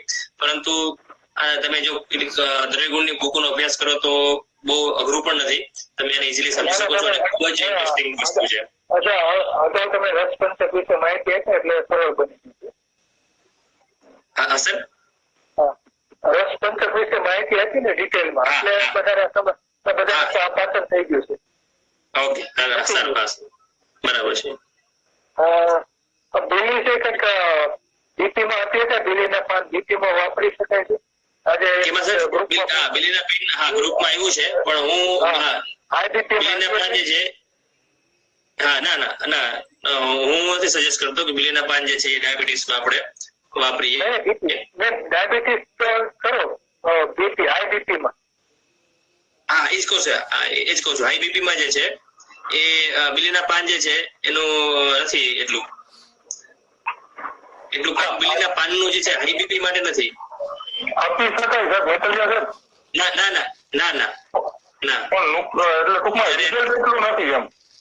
ના એટલે ન આપવું જોઈએ. જે હાઈ બીપી માટે જે છે સારામાં સારું દ્રવ્ય જે છે હાઈ બીપી માટે સર્પગંધા, અશ્વગંધા, બરાબર છે, એ સારામાં સારું છે. આનું જટામાસી આ ત્રણ જે છે ના સર્પગંધા છે. ના સર્પગંધા કયો છો કે અશ્વગંધા? સર્પગંધા છે જે જાજો સમય નથી આપતા હોતા પણ અમે આપેલી છે, કઈ વાંધો આવતો નથી. સર્પગંધા જે છે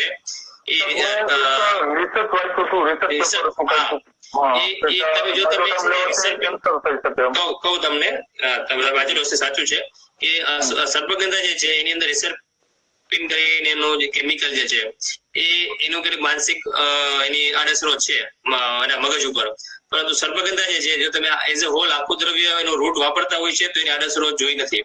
સર્પગંધા ઘનવટી જે છે અમારું પુષ્કળ પ્રમાણમાં વપરાતું દ્રવ્ય છે અને કોઈને પણ સર્પગંધા આપ્યા પછી ઉલટાના જે લોકોને માનસિક તાણમાં હોય એ લોકો એનાથી સારા થાય છે. હા, એ એટલે તો કે છે જ. એના ઉપર તાણ પણ જતી રહે છે. ઉન્માદ અને નિંદ્રા પ્રદેશ મગજને શાંત કરી દે. શાંત કરે છે. એટલે સર્પગંધા જે છે એ રિસર્પિન જે છે એ જો તમે એમાંથી એનો એક્સ્ટ્રેક્ટ અલગથી કાઢી એટલે કે એ છે એનું જે તત્વ જે છે જો તમે અલગથી આપો તો એનું જે તમને સાઈડ ઇફેક્ટ મળે છે. શા માટે એનું કારણ તમને કહું. દ્રવ્ય જે છે ને એની કોઈ પણ દ્રવ્યની અસરની સાથે આડઅસર હોય જ છે, બરાબર. સર્પગંધાની પણ હશે, પણ આપણને જે રો મટીરિયલ જે છે દ્રવ્યનું એ પ્રાકૃતિક સ્વરૂપમાં વાપરવાથી ફાયદો શું થાય છે કે એની આડઅસરો જે છે અસર પણ એટલી તીક્ષ્ણ એટલો મતલબ કે એકદમ સ્ટ્રોંગ અસર નથી, અને એના કારણે ફાયદો એ છે કે આડઅસર પણ એટલી સ્ટ્રોંગ નથી. રિસર્પિન જે છે એ તમે અલગ કાઢી લ્યો સર્પગંધામાંથી એટલે એની બીપી ઘટાડવાની અસર જે છે એકદમ સ્ટ્રોંગ હોય છે, અને એના કારણે એકદમ ફ્લક્ચ્યુએશન જે બીપી નું થાય અને એના કારણે જે છે એની આડઅસર પણ એટલી મળે છે. એટલે ઘણા આ ખાલી સર્પગંધા એક નહીં, આના સિવાય ઘણા બધા એવા છે, વચ્ચા છે, ઘણા બધા એવા છે કે ભાઈ બાકુચી, એ તમે એમાંથી જયારે કેમિકલ અલગ કાઢી લ્યો છો અને ડાયરેક્ટલી તમે એને બોડી મતલબ આપો છો તો એની સ્ટ્રોંગ ઇફેક્ટ મળે અને સાથે સાઈડ ઇફેક્ટ પણ મળતી હોય છે. પણ તમે એને જે નેચરલ સ્વરૂપમાં રો સ્વરૂપમાં વાપરતા હોય તો એટલી બધી સાઈડ ઇફેક્ટ મળતી નથી. આ ઘણા બધા દ્રવ્યોમાં આવું છે. એટલે સર્પગંધા જે છે લાંબો સમય વાપરવામાં વાંધો નથી. હા, ડોઝ જે છે સર્પગંધાનો એ મિનિમમ છે 1 ગ્રામ છે, એટલે એ જોઈને વાપરવાની. સર્પગંધા જેવા જ બારમાસીમાં પણ આવેલા છે રાસાયણિક ઘટકો. હા, બારમાસીમાં બારમાસીમાં પણ એવા ઘટકો આવેલા છે સર્પગંધા જેવા. સર્પગંધા જે કેન્સરમાં વપરાય તો બારમાસી પણ કેન્સરમાં વપરાય છે. એટલે બેના અમુક બાલકલેટ છે બારમાસીના જે ભૂલી ગયું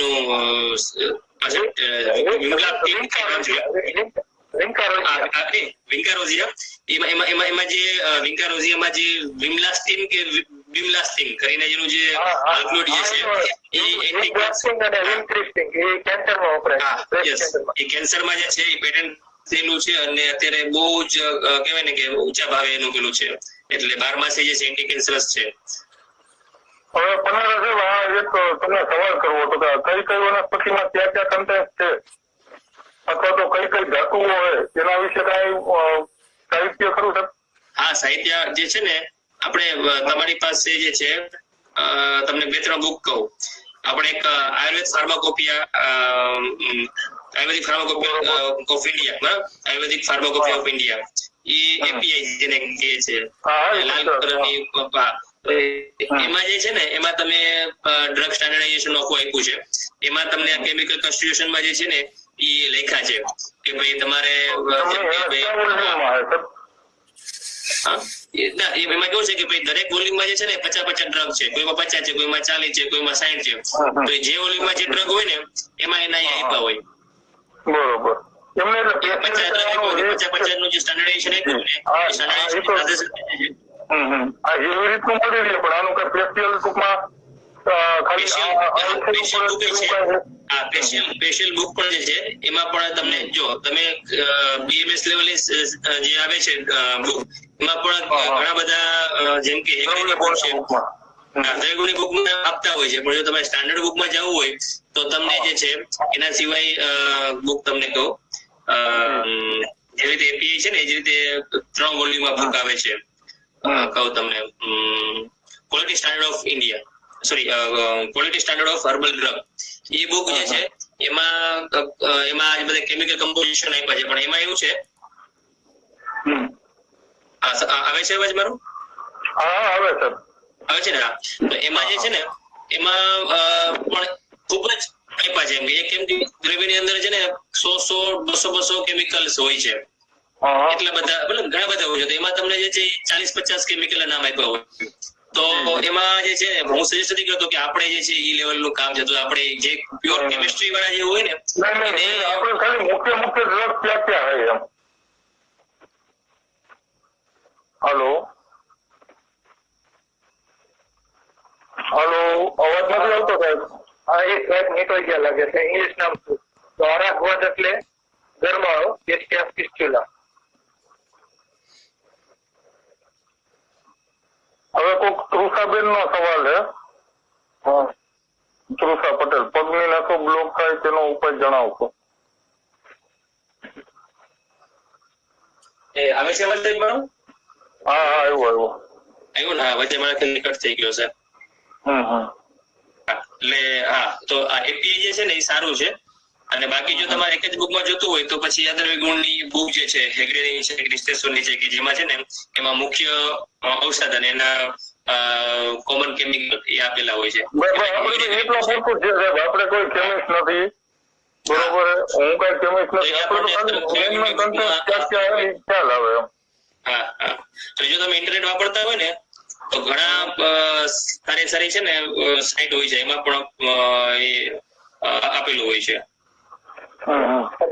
નેટમાં સર્ચ કરો કેમિકલ કોન્સ્ટિટ્યુઅન્ટ્સ ઓફ એસ્ટિયા ફિસ્ચ્યુલા, એટલે ગરમાળાના જે બધા રાસાયણિક ઘટકો હોય એ બધી સાઇટ ખુલી જાય. આવે છે.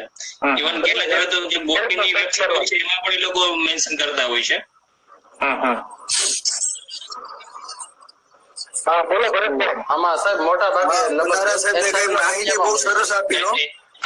એ છે ને સાહેબ, હું છે ને આ ડિસ્કનેક્ટ કરીને ફરીથી કનેક્ટ થાઉં છું, કેમ કે મારું નેટ હવે છે ને મોબાઈલમાં પૂરું થાય છે. હું બીજા મોબાઈલ થી કરું છું, તો એક ફરીથી હું કનેક્ટ થાઉં છું.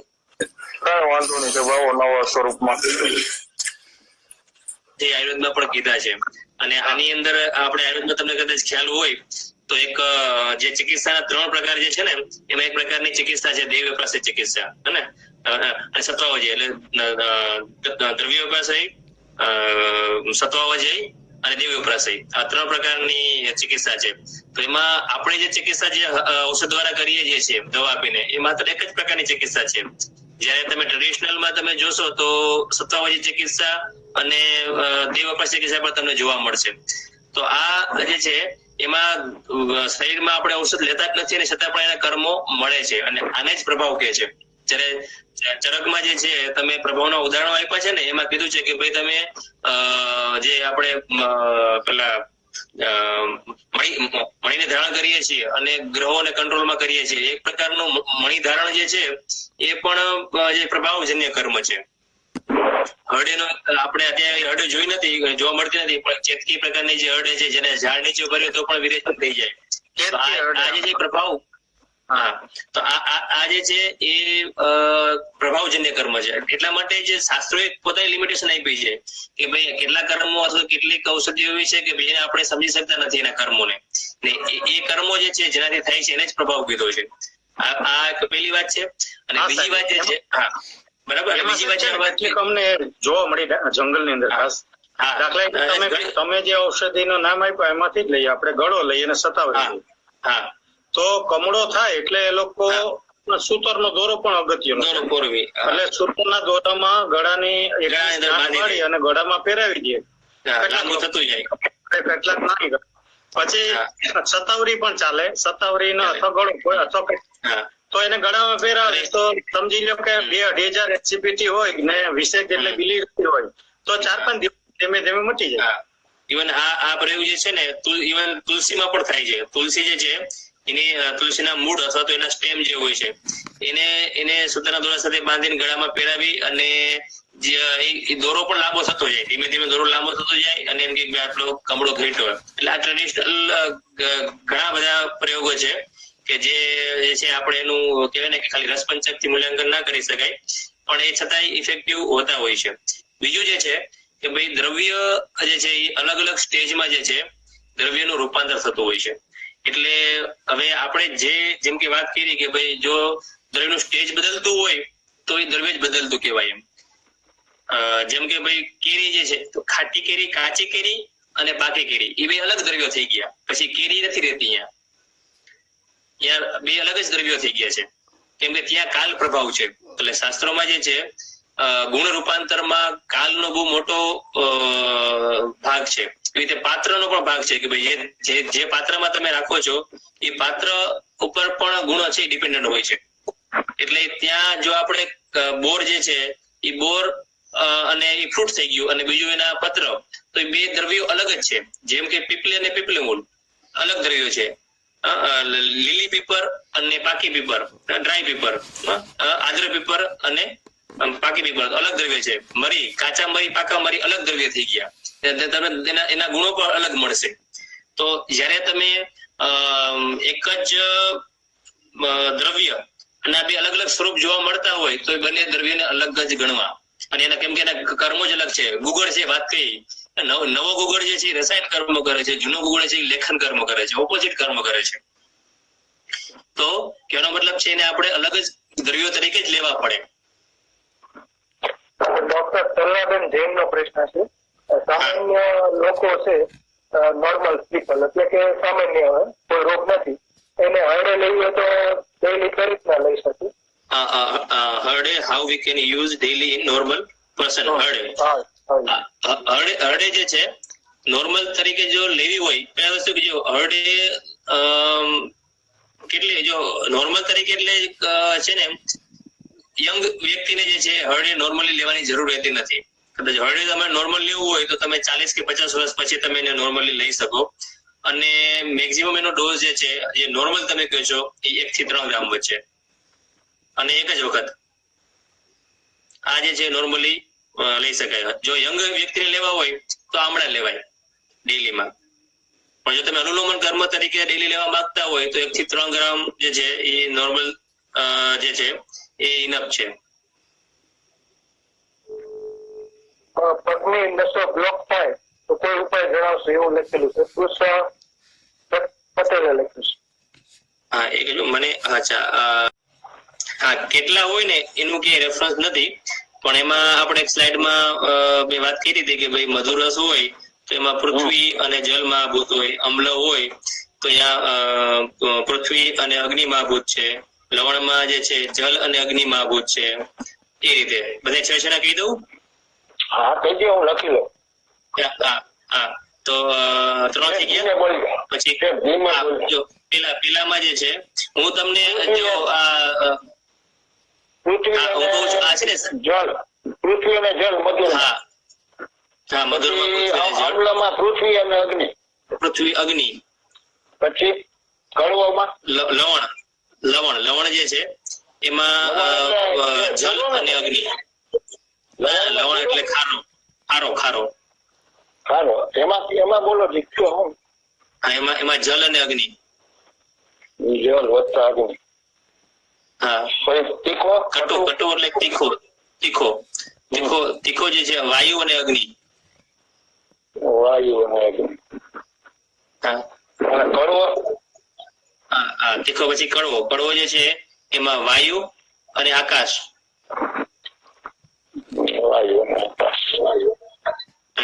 અને છેલ્લો જે છે કસાય, એમાં વાયુ અને પૃથ્વી. હા, તુરો, એમાં વાયુ અને પૃથ્વી.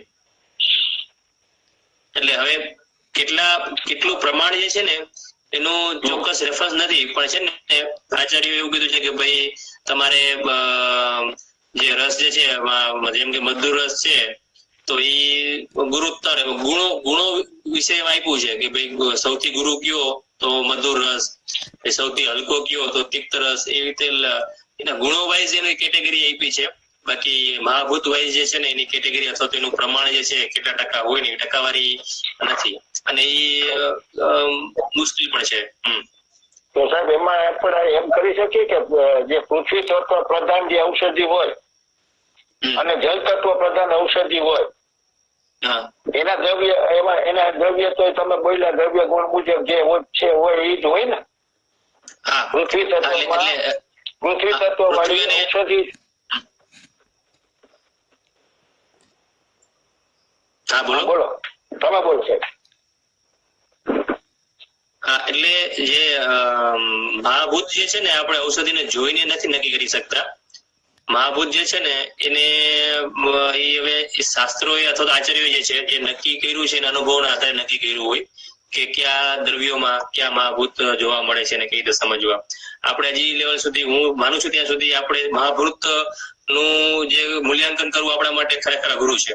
હા, આપણે એટલા માટે જ આપણે રસ પંચક આપ્યું છે કે મહાભૂત તમે નથી સમજી શકવાના, એટલા માટે તમે રસપંચક જ, એટલે આચાર્યોની જે વિચારધારા હું કહું છું કે ભાઈ તમે રસપંચક શીખો અથવા તો તે જાણી લ્યો, અને એના આધારે તમારે વ્યવહાર માટે જે છે એ રસપંચક જે છે એ દ્રવ્યોને સમજવા માટે પૂરતું છે. એટલે આપણે મહાભૂતમાં જવા કરતા જે છે આપણે એનો રસ શું છે, એના ગુણ શું છે, અને એનું કર્મ શું છે, એ આપણે એ જાણીએ, એનું વીર્ય શું છે, તો આપણને સહેલું પડે. એટલે તમે રસ જાણીને તમે એવું નક્કી કરી શકો કે ઓકે આમાં મધુર રસ છે તો એમાં પૃથ્વી અને જળ પ્રધાન એ હોઈ શકે, એવું તમે અનુમાન કરી શકે આપણે. પણ એમાં જે છે આપણે શ્યોર ના હોય કે ભાઈ આપણે જોઈને કહી ના શકીએ કે ભાઈ ઓકે આ છાલ આવી તો આ છાલની અંદર કયા તત્વો વધારે છે એ આપણે જોઈને નક્કી નથી કરી શકતા. એટલે મહાભૂતોનું મૂલ્યાંકન જે છે એ અઘરું હોવાથી જ આપણને જે છે દ્રવ્યગુણ માટે અથવા તો ઔષધો માટે જે છે આ રસપંચકની પ્રિન્સિપલ આપ્યા છે. સાહેબ એમાં એક પદ્ધતિ છે, પરફેક્ટ તો નથી, પણ જે ટ્રાઇબલ લોકો છે એ ઓબ્ઝર્વેશન મેથડ ને ઉપયોગ કરે, અને આપણા કેટલાક જે ડોક્ટર લોકો છે, જે સાયન્ટિસ્ટ છે, it is called signature of doctrine. એટલે દાખલા તરીકે સાહેબ નાળિયેરને જોઈને આપણે શેનો ઉપયોગ કરવો, તો અંદાજ કેવી રીતે આવે, તો કે ભાઈ માથામાં વાળ છે, નાળિયેરમાં વાળ છે, આપણે અહીં ખોપરી છે, એની અંદર કઠણ ભાગ છે, અંદર માવો છે, તો નાળિયેરનું તેલ છે એ માથામાં નખાય, મગફળીનું ન નખાય. પછી દાખલા કે ગળાની વેલ છે તો એ આંતરડા જેવી છે. તો આ તો આદિવાસીની વાત કરો સાહેબ, એકદમ સિમ્પલ. બધી વેલ આંતરડા જેવી જ હોય, બધી વેલ કેમ નથી વપરાતી? એમાં કેવું છે સાહેબ કે આ તો હું તમને કહું પરફેક્ટ નોલેજ નથી, પણ એ લોકો એ ટ્રાય કરે. એ આદિવાસી કેવું છે, આયુર્વેદ નો અંત આવે ત્યારે એને એક શબ્દ ગોવાળી આપણે શીખવા જવાનું, એમ આયુર્વેદ નો અંત આવે એટલે એ લોકો શું છે ટ્રાયલ એરથી એ લોકો, દાખલા કે અમે જંગલમાં જઈએ ને પછી મેં એને પૂછ્યું કે આ શું કામ આવે, તો એને કુવાડી મારી ઝાડવાને. આ બહુ સમજવા જેવી વાત છે, સિમ્પલ સાદી. તો એને કુવાડી મારી એટલે ત્યાંથી રસ નીકળ્યો. મને કે હું શું કહ્યું, તો કે રસ નીકળ્યો. મને કે કેવો છે, લાલ છે. એટલે કે કેવો, તો આપણા શરીરમાં કુવાડી લાગે તો લોહી નીકળે, તો કે લોહીના કોઈ પણ રોગની અંદર આ ઔષધિ કામ આવે. એટલે પછી મને ખ્યાલ હતો કે આ રગત રોહિડી છે, એ ચાહે કેન્સર હોય, ચાહે બ્લડ ના કોઈ પણ ગાંઠા ગમડા હોય કે, અને સાહેબ એ પરફેક્ટ રીતે કામ કરે. મારો કહેવાનો છે સિમ્પલ, શાસ્ત્રીય નથી, એ અંદાજિત છે શાસ્ત્ર. સિદ્ધાંત એ પણ બધામાં કામ ન કરે, અમુકમાં કામ કરે. એટલે અંદાજિત એમ બરાબર.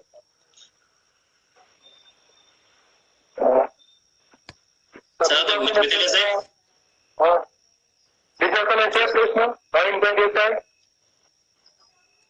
બાબુભાઈ નાકરાણી.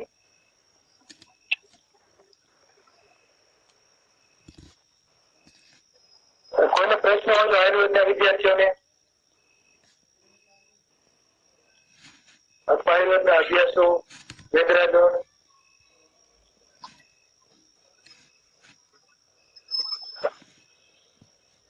હવે સર કોઈને પ્રશ્ન નથી લાગતો? હા, એક કૃણાલભાઈ સોલંકી, વિવિધ ઔષધિના મિશ્રણ કોમ્બિનેશનમાં કાચ દ્રવ્યો મિશ્રણ કરવા જોઈએ, કેવી રીતે નિર્ણય? એવો કયા દ્રવ્યો મિશ્રણ કરવા જોઈએ? આમાં કયા દ્રવ્યો મિશ્રણ કરવા જોઈએ? હા, હવે આ જે છે ને આપણા માટે આ કામ બહુ ઈઝી છે. કૃણાલભાઈ ઓકે, આનો ફેસ જ દેખાતો. શા માટે? કેમ કે શાસ્ત્રો એટલા બધા ફોર્મ્યુલેશન આપણે આપી દીધા છે ને કે હવે આપણે ઉલટાનું આપણે સિલેક્શન કોનું કરવું એ પ્રશ્ન છે. મિશ્રણ ક્યાં કરવા ને એ આપણા માટે પ્રશ્ન હવે આવતો જ નથી. કેમ કે તમે મિશ્રક અધ્યાય જુઓ અથવા તો તમે કોઈ પણ તમે જ્વર અધ્યાય જુઓ, ચિકિત્સા કોઈ પણ અધ્યાય જુઓ, તમને એક ચિકિત્સામાં 50 મિશ્રણ તમને જોવા મળશે. તો એ મિશ્રણ જે છે ને એના માટેનું પ્રશ્ન આપણા માટે ઉપસ્થિત થતો નથી. છતાં પણ જો મિશ્રણ કઈ રીતે કરવું, તો એના માટે જે છે ને એ કેટલુંક એક્સપિરિયન્સ અને કેટલું જે છે એ રોગ, કયા રોગમાં તમે વાપરવા માંગો છો, પ્લસ જો તમારી પાસે દર્દી હાજર હોય તો સારામાં સારું કે એની પ્રકૃતિ કઈ છે, અને તમે જે ઔષધો સિલેક્ટ કરો છો એનું રસપંચક, આટલું જો તમને બેઝિક વસ્તુ ખબર હોય તો જે છે એ આપણું કામ ઘણું બધું ઈઝી થઈ જાય. કેમ કે ઘણી વખત જે છે રસો જે ઔષધ જે છે ઔષધના એના જે ગુણો જે છે એ એકબીજાના વિરુદ્ધ પણ કામ કરતા હોય. એટલે જયારે તમે બે દ્રવ્યોને મિશ્રણ કરો તો ત્યારે બે જો અલગ અલગ વીર્ય વાળા હોય, એક શીત વાળું છે ને ઉષ્ણ વાળું છે, તો પછી ત્યારે જોવું પડે કે ભાઈ તમે જે રોગને ટ્રીટ કરવા માંગો છો એમાં તમારે ઉષ્ણ દ્રવ્યની જરૂર છે કે શીત દ્રવ્યની. જો ઉષ્ણ દ્રવ્યની જરૂર હોય તો એમાં ફોર્મ્યુલેશનમાં મોટા ભાગના જે છે ઉષ્ણ વીર્ય વાળા હોવા જોઈએ. શીત વીર્ય વાળા તમે નાખતા હોય દ્રવ્યો તો ત્યારે શીતવીર્યના દ્રવ્યો જોવું પડે કે ભાઈ તમે શીતવીર્ય જે છે એ પ્રકૃતિના આધારે નક્કી કર્યું છે કે પછી એને આડઅસર ન થાય એટલા માટે તમે એના કહેવાય ને કે ભાઈ પેલા સાઈડ ઇફેક્ટ ન થાય એના માટે તમે ઉમેરો છો. એટલે આ એક આવી પદ્ધતિ છે, પણ એ પદ્ધતિ જે છે એ કેવું ને કે એ કોઈ ફિક્સ એના સ્ટેપ નથી, પણ દરેક વૈદ્ય પ્રમાણે એ થોડુંક બદલતી હોય. અને જે છે એ દરેક તમે જોયા હશે કે ઘણા બધા વૈદ્યો જે છે એ પોતાની રીતે કેટલાક નવા ફોર્મ્યુલેશન બનાવતા હોય છે અને બહુ સક્સેસફુલી કામ કરતા હોય છે, તો એ થઈ શકે.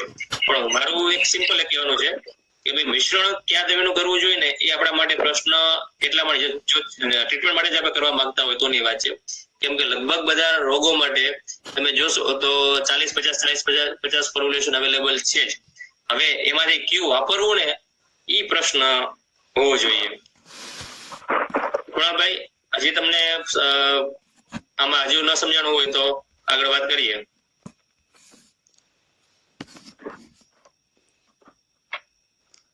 ના, ધન્યવાદ સાહેબ, સમજાઈ ગયું.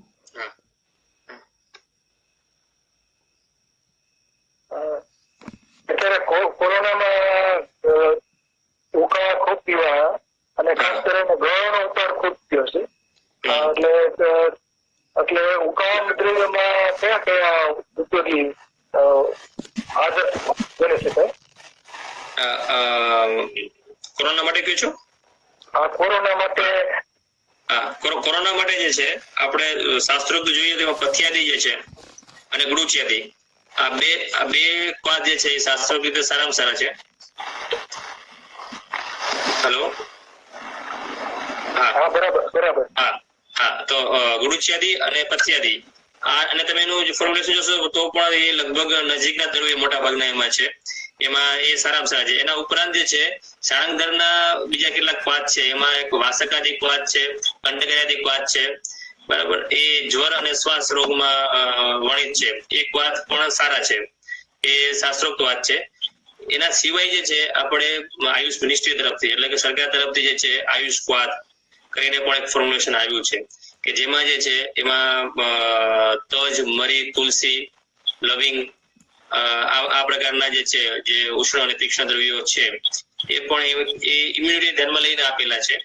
અને ક્લાસિકલ જે છે એ વાયરસ ને ધ્યાનમાં લઈને હું કહું છું તો આયુષ ક્વાદ જે છે એ પણ વાંધો નથી, એની ઇફેક્ટ પણ સારી છે.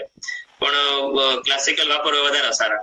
એટલે જે પથ્યાદી અને ગુરુચ્યાદી નું સૌથી સિલેક્શન તમારે કરવું હોય તો પેલા એ કરાય.